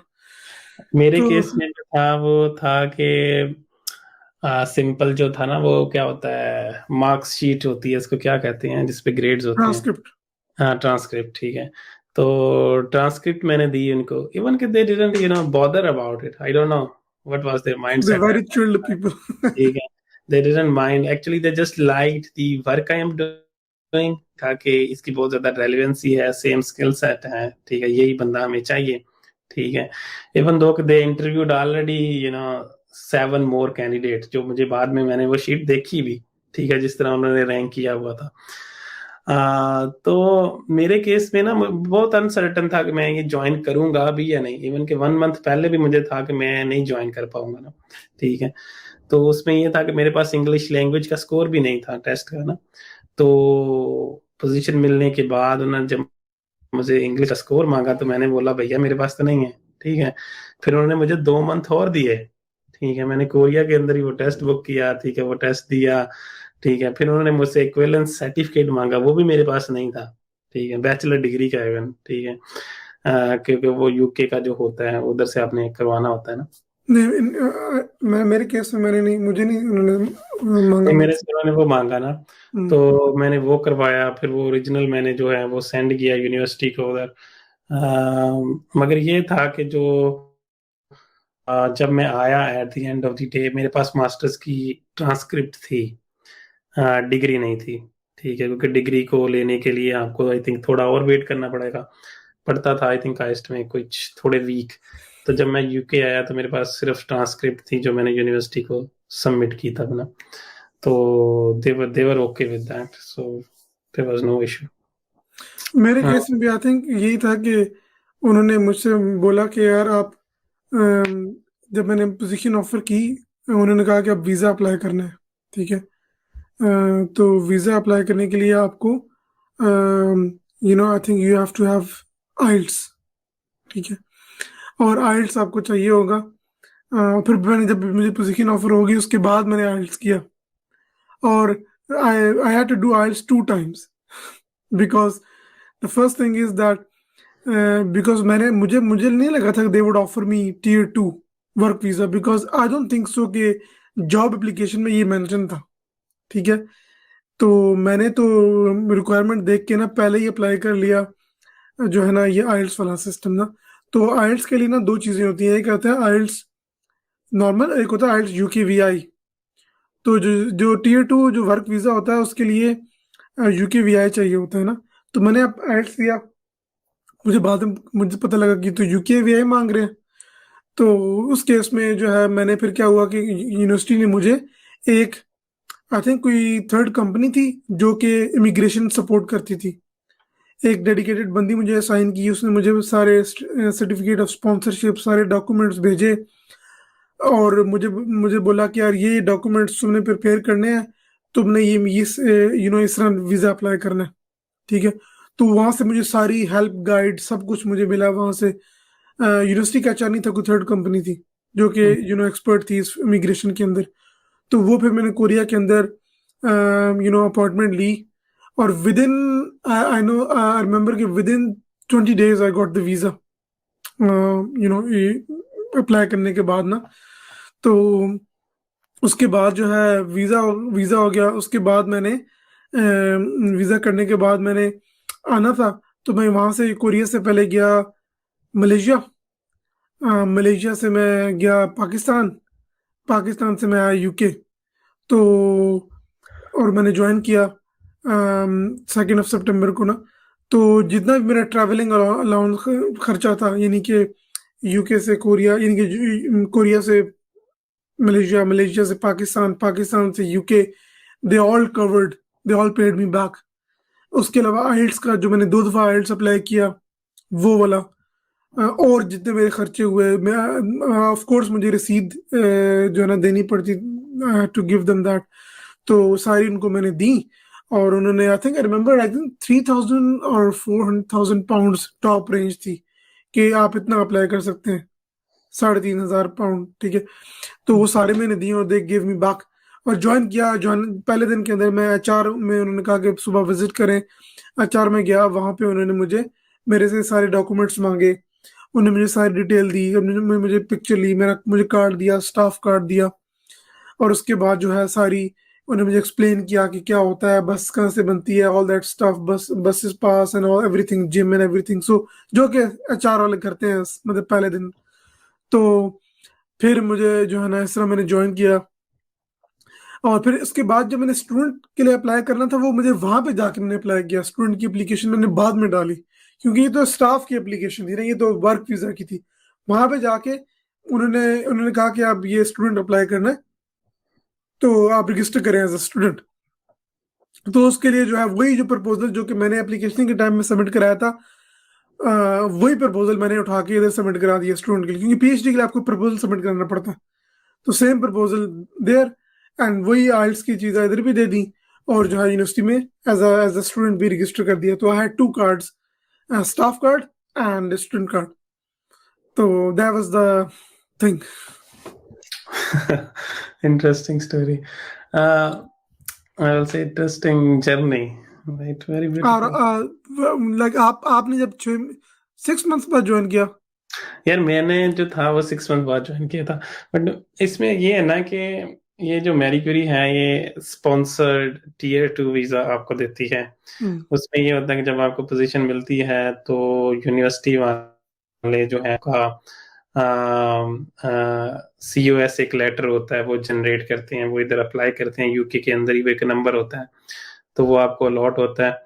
तो उस लेटर की बेस पे फिर आपके दूसरे डॉक्यूमेंट्स होते हैं, जिस तरह ये इंग्लिश रिक्वायरमेंट का आपको टेस्ट देना पड़ता है, या आपकी डिग्रीज होती हैं, आप वो सबमिट करते हैं जो भी रेलिवेंट कंट्री में UK की एम्बेसी है। और ये वर्क वीजे की अपॉइंटमेंट होती है आपकी। तो मेरे केस में आई थिंक उन्होंने मुझे था वीजा कोई 2 वीक्स के अंदर, मतलब that they are very very quick. और जब वीजा मिल गया तो मैं एक्चुअल में आया था यूके के अंदर 2 फरवरी 2018 को ना। तो that was my joining day. तो मैं तकरीबन 29 जनवरी को मैं यूके के अंदर लैंड हुआ था, और आई थिंक 1 2 फरवरी को मैंने ज्वाइन किया था। और ज्वाइनिंग के बाद मतलब सिंपल एचआर से मिलना वगैरह, डॉक्यूमेंट शेयर करना, एक्चुअल में अपना बीआरपी कलेक्ट करना। आपका बीआरपी जो होता है वो ब्रिटिश रेजिडेंस परमिट जो होता है वो पहले से जनरेट हो जाता है जिस तरह ही आप लैंड करते हैं। तो आई थिंक किसी भी पोस्ट ऑफिस से जाके जो आपने एड्रेस दिया होता है एप्लीकेशन के अंदर, आप उससे जाके कलेक्ट कर लेते हैं। So that is your identity card in UK ना। तो उसके बाद फिर जो मेरे साथ इंटरेस्टिंग एक्सपीरियंस हुआ बैंक ओपनिंग का ना यूके के अंदर। Same that was same horrible experience I same. Have actually. तो मैं क्या हुआ कि मैं तकरीबन मुझे यूनिवर्सिटी वालों ने बोला कि we will issue you a letter, ठीक है, और आप लेटर को लेके और अपने बाकी जो बीआरपी वगैरह या डॉक्यूमेंट्स या घर का एड्रेस जो जिधर आप रह रहे हैं और उसका कॉन्ट्रैक्ट वगैरह लेके बैंक के पास चले जाएं, आपको वो दे देंगे ना, बैंक अकाउंट खोल देंगे। तो भाई मैं उनके पास गया तो उन्होंने बोला कि भाई आप तो ना तो आप स्टूडेंट हैं प्रॉपरली, ठीक है, because you are staff member and student at the same time, right. तो और आपको इतनी ज्यादा सैलरी है, ठीक है, you are not in the student category, ठीक है। अब आप हैं स्टाफ की कैटेगरी में, मगर आपका जो कॉन्ट्रैक्ट है वो टेम्पररी कॉन्ट्रैक्ट है, परमानेंट कॉन्ट्रैक्ट नहीं है, ठीक है। मतलब उनको था थोड़ा सा डाउट कि जो टर्म्स और कंडीशंस लिखी हुई थी ना लेटर के अंदर, ठीक है, वो कहते चेंज करके लेके आओ। तो मैंने वो लेटर को तकरीबन 5 दफा चेंज करवाया, back and fourth back and fourth back and fourth. भैया मेरा अकाउंट ही ना खुले, ये ठीक कौन है। सा बैंक था? बारक्लेस, ठीक है। मेरा भी बार्कलेज का था। मेरा नहीं खोला, न्यू कैसल में नहीं खोला, बारक्लेस में। तो फिर मेरी एक कोलीग थी इटालियन, ठीक है, उसने बोला कि भाई आप जो है वो एचएसबीसी के लिए ट्राई करें, ठीक है। उसका भी सेम एक्सपीरियंस था बारक्लेस के साथ, फिर उसने एचएसबीसी में खुलवाया और उसका खुल गया ना। So like she was like senior scientist in my group at that time. तो मैं एचएसबीसी वालों के पास गया, उन्होंने सिंपल जो है वो मेरे सारे डॉक्यूमेंट ले लिए और मेरा बैंक अकाउंट खुल गया, ठीक है। ये बड़ा मसला था यार। मुझे आई रिमेम्बर कि मुझे एक एड्रेस देना था और मेरे पास शुरू में ना एड्रेस नहीं था। Like I was living in temporary accommodation provided by the university, right? University की जो थी गेस्ट अकोमोडेशन थी, before I had to like find my new my new house. तो बड़ा एक लाइक ओल्ड एज प्रोसेस था, लाइक पुराना, एक पुराने जमाने का प्रोसेस, आपको दिखाना है घर ये। Thanks to Monzo everything has changed now. ठीक है, now you don't need to go to bank, actually just apply करें और 10 मिनट में आपका अकाउंट खुल जाता हाँ ये तो मेरे केस में मतलब बैंक अकाउंट खुल गया, सारा कुछ हो गया। क्योंकि मैंने ज्वाइन लेट किया था तो जितना भी ये एप्लीकेशन पीएचडी एप्लीकेशन का प्रोसेस था ये सारा कुछ मेरा पहले ही हो गया था, ठीक है। मैंने कोरिया रहते हुए ये सारा कुछ अप्लाई कर दिया था। फिर सिंपल उन्होंने मुझे स्टूडेंट कार्ड दे दिया। और जो है वो सिंपल जो था वो पीएचडी का जो है वो काम तब ना स्टार्ट हो गया। मगर इस पूरे प्रोसेस में जितना भी आपका खर्चा होता है वीजा एप्लीकेशन का या जो भी आपके ट्रैवलिंग एक्सपेंसेस हो रहे होते हैं वो मैरी क्यूरी आपको वर्स कर रहा होता है, which is very very good thing. आपके ऊपर कोई बर्डन नहीं होता कि आप एक दूसरी कंट्री जा रहे हैं और इतना ज्यादा खर्चा करके जा रहे हैं। जितना भी आपका खर्चा होता है वो मैरी क्यूरी आपको रीइम्बर्स कर देता है। ये मैरी क्यूरी रीइंबर्स करती है कि यूनिवर्सिटी रीइंबर्स करती है? बिकॉज आई है। Remember when I came to Newcastle, उन्होंने मुझे, जब मैं अभी पोस्ट डॉक के लिए आया था, तो उन्होंने मुझे नहीं दी ये mobility allowance, like relocation allowance, because उनके लॉ के मुताबिक 2 years एंड अबव, यानी कि 2 years से ज्यादा जो है आपकी जॉब होनी चाहिए, then they will give you allowance. तो मेरी 2 साल का कॉन्ट्रैक्ट था। मुझे जो लगता है ना this is university thing, this is not university thing, American. Exactly. हाँ हाँ, क्योंकि यूनिवर्सिटी की अपनी पर्क्स एंड प्रिविलेजेस हैं कि जो उनको ज्वाइन करता है एज अ स्टाफ मेंबर उसको ये चीजें देते हैं। मतलब ये वाली पेंशन स्कीम देते हैं। मे बी आपने देखा हो कि वो पेंशन में कंट्रीब्यूशन भी कर रहे होते थे। 2% या 2.5% इस तरह का था। अगर आप कंट्रीब्यूट कर रहे हैं तो यूनिवर्सिटी जो है वो उसका 2.5% या 4% जो है वो उसका कंट्रीब्यूट करेगी अपनी तरफ से ना आपकी पेंशन में। तो इस तरह की सारी, जिस तरह हम बता रहे हैं ना कि मैरी क्यूरी के ये पर्क्स एंड बेनिफिट्स हैं, इस तरह हर यूनिवर्सिटी को ज्वाइन करने के भी आई थिंक उन्होंने कुछ किए हुए हैं, कि जिस तरह जिम की मेंबरशिप हो गई या डिस्काउंटेड कार्ड हो गया, इस तरह की चीजें। Okay, so I think let's move to the final talk today. So what's after this scholarship and career outcome? Just before that, इसमें दो चीजें हैं। एक तो है कि आपने एक पीएचडी की एक स्पेसिफिक फील्ड के अंदर, उसके क्या कैरियर आउटकम्स हैं आफ्टर दैट, राइट। और दूसरा ये है कि जो मैरी क्यूरी स्कॉलरशिप इटसेल्फ है, ठीक है, उसको लेने के बाद अगर आप किसी भी फील्ड के अंदर हैं, ठीक है, उसके कैरियर आउटकम्स क्या हो सकते हैं as compare to a normal PhD student? यार I think I will give you my experience कि यार मैरी क्यूरी के दौरान जो है ना, I was always worried about what's gonna happen after this, ठीक है।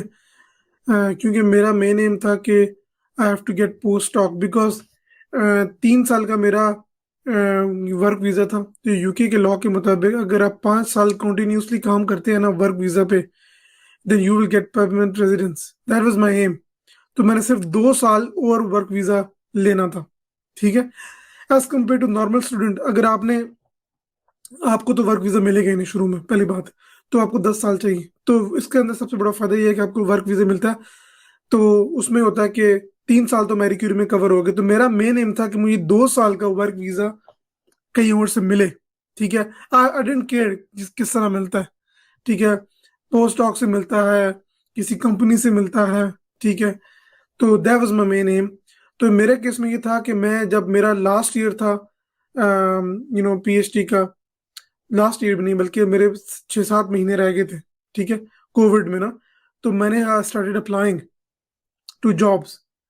तो सबसे बड़ा जो मसला ये था कि मेरी पीएचडी थीसिस तो नहीं लिखा हुआ था, क्योंकि थीसिस तो आपको तकरीबन 3.5 साल लगते हैं नॉर्मली ऑन एवरेज। तो मेरा थीसिस मुझे अपने कंप्लीट करना था। मेरा आखिरी जो रिसर्च पेपर था उस पर काम चल रहा था। तो मैं जॉब्स अप्लाई करता था तो मुझे कहते थे कि हमें तो सबसे पहले कि हमें तो अभी बनना चाहिए, within couple of months, we can wait for like 6-7 months. दूसरा पॉइंट ये होता था कि भाई आपने आपका जो है ना वो थीसिस कंप्लीट नहीं है, तो आप क्या करेंगे, आप हमारे पास आएंगे। तो ये भी डिपेंड करता है हायरिंग मैनेजर पे पोस्ट डॉक के लिए कि कई लोग they don't care for thesis. Actually in UK you can actually do postdoc, you know thesis defend करने से पहले आप पोस्ट डॉक कर सकते हैं। Mostly people accept that. तो इंद्र, मैं ये ऐड करना चाहता हूँ कि वो जो पोस्ट डॉक होता है उसमें दो कंडीशंस होती हैं जो मैंने देखी हैं, कि आपको वो हायर तो कर लेते हैं, then you go as a research assistant phase. जब उनको पीएचडी मिल जाती है then you can go for research associate, but you can get. मेरे केस के अंदर मैं पहले ही रिसर्च एसोसिएट था। जो मेरी जॉब टाइटल थी ना, दैट वाज रिसर्च एसोसिएट। तो हाँ, I think maybe there is very rare. Requirement, but all the scholarship, all the postdocs I applied, they they I think they didn't care about that. उन्होंने कहा था कि हाँ भी आपने thesis close to submission होना चाहिए। तो लेकिन उनका हमेशा यही सवाल होता था कि यार आपने कितनी देर में आपने थीसिस कंप्लीट करना है, ठीक है।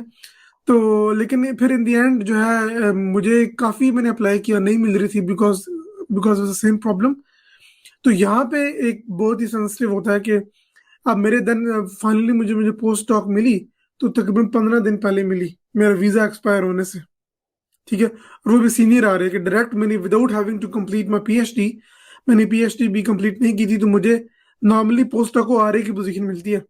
तो I was in PhD, I got senior RA position which is like 2 years of postdoc experience at least.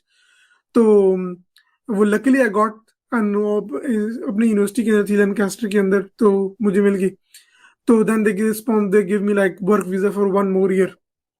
तो यहाँ पे पॉइंट ये है कि मैरी क्यूरी के अंदर आपको 3 साल का वर्क वीजा मिलेगा, और कोई गारंटी नहीं है आपको कि आपको पोस्ट डॉक मिलेगी या नहीं मिलेगी। आई हैड अ कोलीग कि she didn't get the post doc, all 3 years gone to waste when you count like um, you know um, permanent residence। तो तो ये चीजें हैं कि आपको सिंपली पोस्ट डॉक ढूंढनी है। अगर आप एकेडेमिया में जा रहे हैं या यूनिवर्सिटी में जा रहे हैं तो आपको एक वर्क वीजा ढूंढना है, तो कोई गारंटी नहीं है।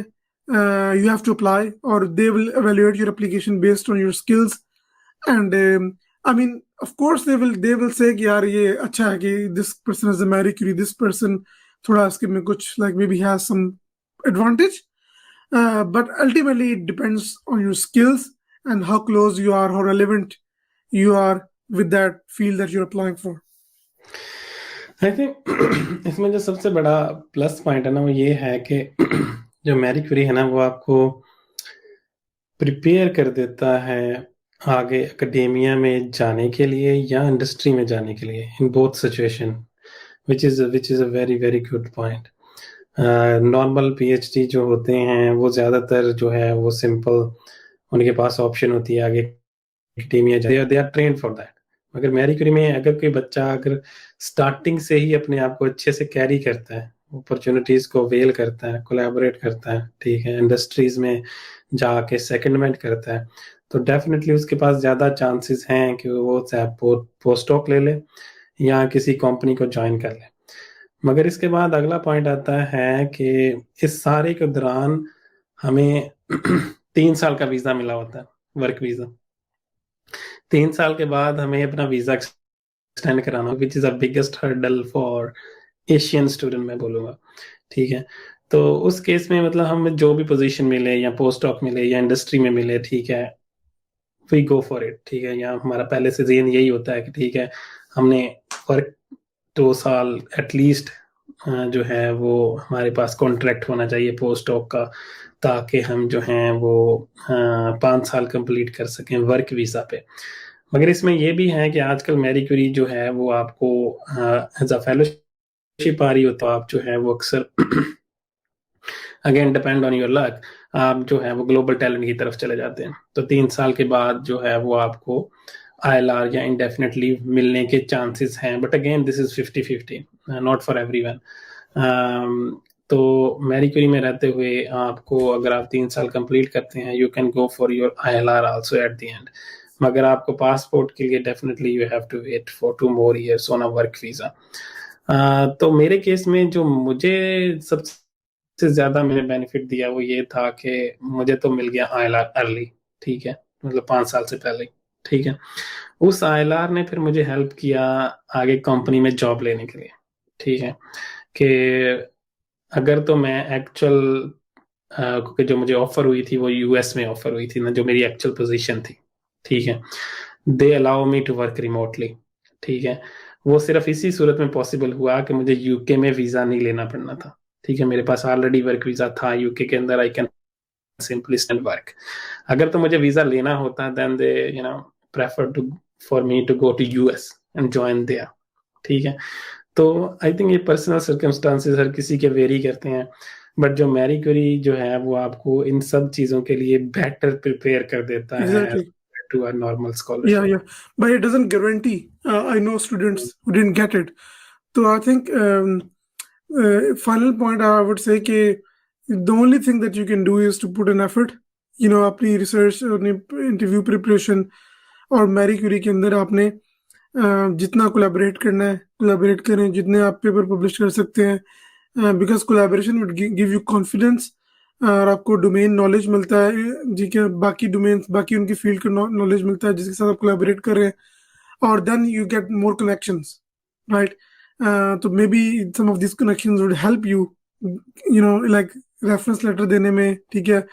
तो आप जो है you are better prepared to go to a post doc, even though like if you don't get a work visa, you know, like post docs आपको नहीं मिल रही, आपको लग रहा है कि यार टाइम कम रह गया, नहीं मिल रही, तो you can apply for global talent visa without any fellowship through like peer review. तो मेरे मेरे 2 फ्रेंड्स हैं यहाँ पे जो कि सिंपल PhD पे थे, ठीक है, और उन्होंने पीयर रिव्यू के थ्रू ग्लोबल टैलेंट लिया, ठीक है। मेरे तो ये भी एक तरीका होता है कि आप ना यूनिवर्सिटी के डिपार्टमेंट हेड से लाइक एक लेटर लिखवाते हैं और कुछ और डॉक्यूमेंट्स चाहिए होते हैं, अपनी publication and all that, you send it to the, you know, like body council, ठीक है। तो अपना वहाँ से एक लेटर लें और फिर आपको वीजा अप्लाई करें। एक प्रोसेस होता है जो कि हम आई थिंक बाद में कवर करेंगे, लेकिन आप पीयर रिव्यू के थ्रू, जिससे आपको पेपर पीयर रिव्यू होता है ना, ये अपनी आप एप्लीकेशन को पीयर रिव्यू के थ्रू आप ग्लोबल टैलेंट मिल सकता है। तो देन आपको लाइक उसी टाइम पे जब आपके 3 साल मिलेंगे, तो ग्लोबल टैलेंट में होता है कि 3 साल के अंदर आपको मिल जाता है। तो then you can do that. तो अगर आपको जॉब नहीं मिल रही इन दैट केस, तो शुरू में मुझे लगता था कि ये बहुत मुश्किल है। But when I saw people with not a lot of publications get this peer review, you know, global talent. So I was like, wow, this is another route, and a lot of people are actually applying this. Even ke I had one friend, of course, who is a associate professor in Korea. उसने Korea में बैठे बैठे peer review के through यहाँ पे global talent लिया UK में। तो you can apply from any country. I think we will cover this topic in detail next time. I think we will cover in the separate podcast. So do you have any final remarks? No, I think that's I think we covered like like the whole lot of topics, starting from what is Marie Curie and then like what happens after Marie Curie. पूरा experience, I think जिस बंदे को Marie Curie चाहिए, this is gonna be super useful for them. Yeah, so I will conclude with my remarks today. अगर तो आपको Marie Curie मिलती है, फर्स्ट ऑफ ऑल अगर आप स्कॉलरशिप लेना चाहते हैं या स्कॉलरशिप की सर्च में हैं, तो इस वीडियो में जिस तरह मैंने सारा प्रोसेस दिखाया, आपको फील हो गया होगा कि it's very easy to find a position. ठीक है, फिर उस पर जाहिर बात है आपने अप्लाई करना है, आपने उसमें एफर्ट लगा के अपनी एप्लीकेशन सबमिट करनी है, दैट्स अ डिफरेंट प्रोसेस। ठीक है, अगर तो आप स्कॉलरशिप लेना चाह रहे हैं तो डेफिनेटली आई विल से कि जो मैरी क्यूरी है ना, वो आपके कैरियर को बहुत ज़्यादा बूस्ट दे as compare to a normal PhD scholarship. उसमें सारे हमने जो पर्क्स वगैरह बेनिफिट्स वगैरह बताए हैं वो सारा कुछ है। उसमें जो सबसे बड़ा बेनिफिट जो हमें लगा है वो था वर्क वीजे का। आपके पास एक्सपीरियंस आता है, ठीक है, you gain a lot of experience during this whole 3 years। जो आपको है वो इस एक्सपीरियंस की बेस पे, मतलब वो आपका वर्किंग एक्सपीरियंस भी काउंट हो रहा है। आप सिंपल स्टूडेंट ही नहीं है, आप एक स्टाफ मेंबर भी हैं। ठीक है, तो आपका जो 3 साल का एक्सपीरियंस है, you can put that into your CV. ठीक है, वो जॉब कर रहे हैं एक तरह की ना। हाँ, तो कुछ स्टूडेंट्स होते हैं वो कहते हैं कि हमने अपनी फैमिलीज को सपोर्ट करना है, ठीक है, we want to get a better scholarship, वो वाला जिसमें हम बाद में सेटल भी हो सके। तो this is the right scholarship for you. So that's my conclusion. So इधर हम आज का पॉडकास्ट वाइंड अप करते हैं। तो see you guys next time. अल्लाह हाफिज।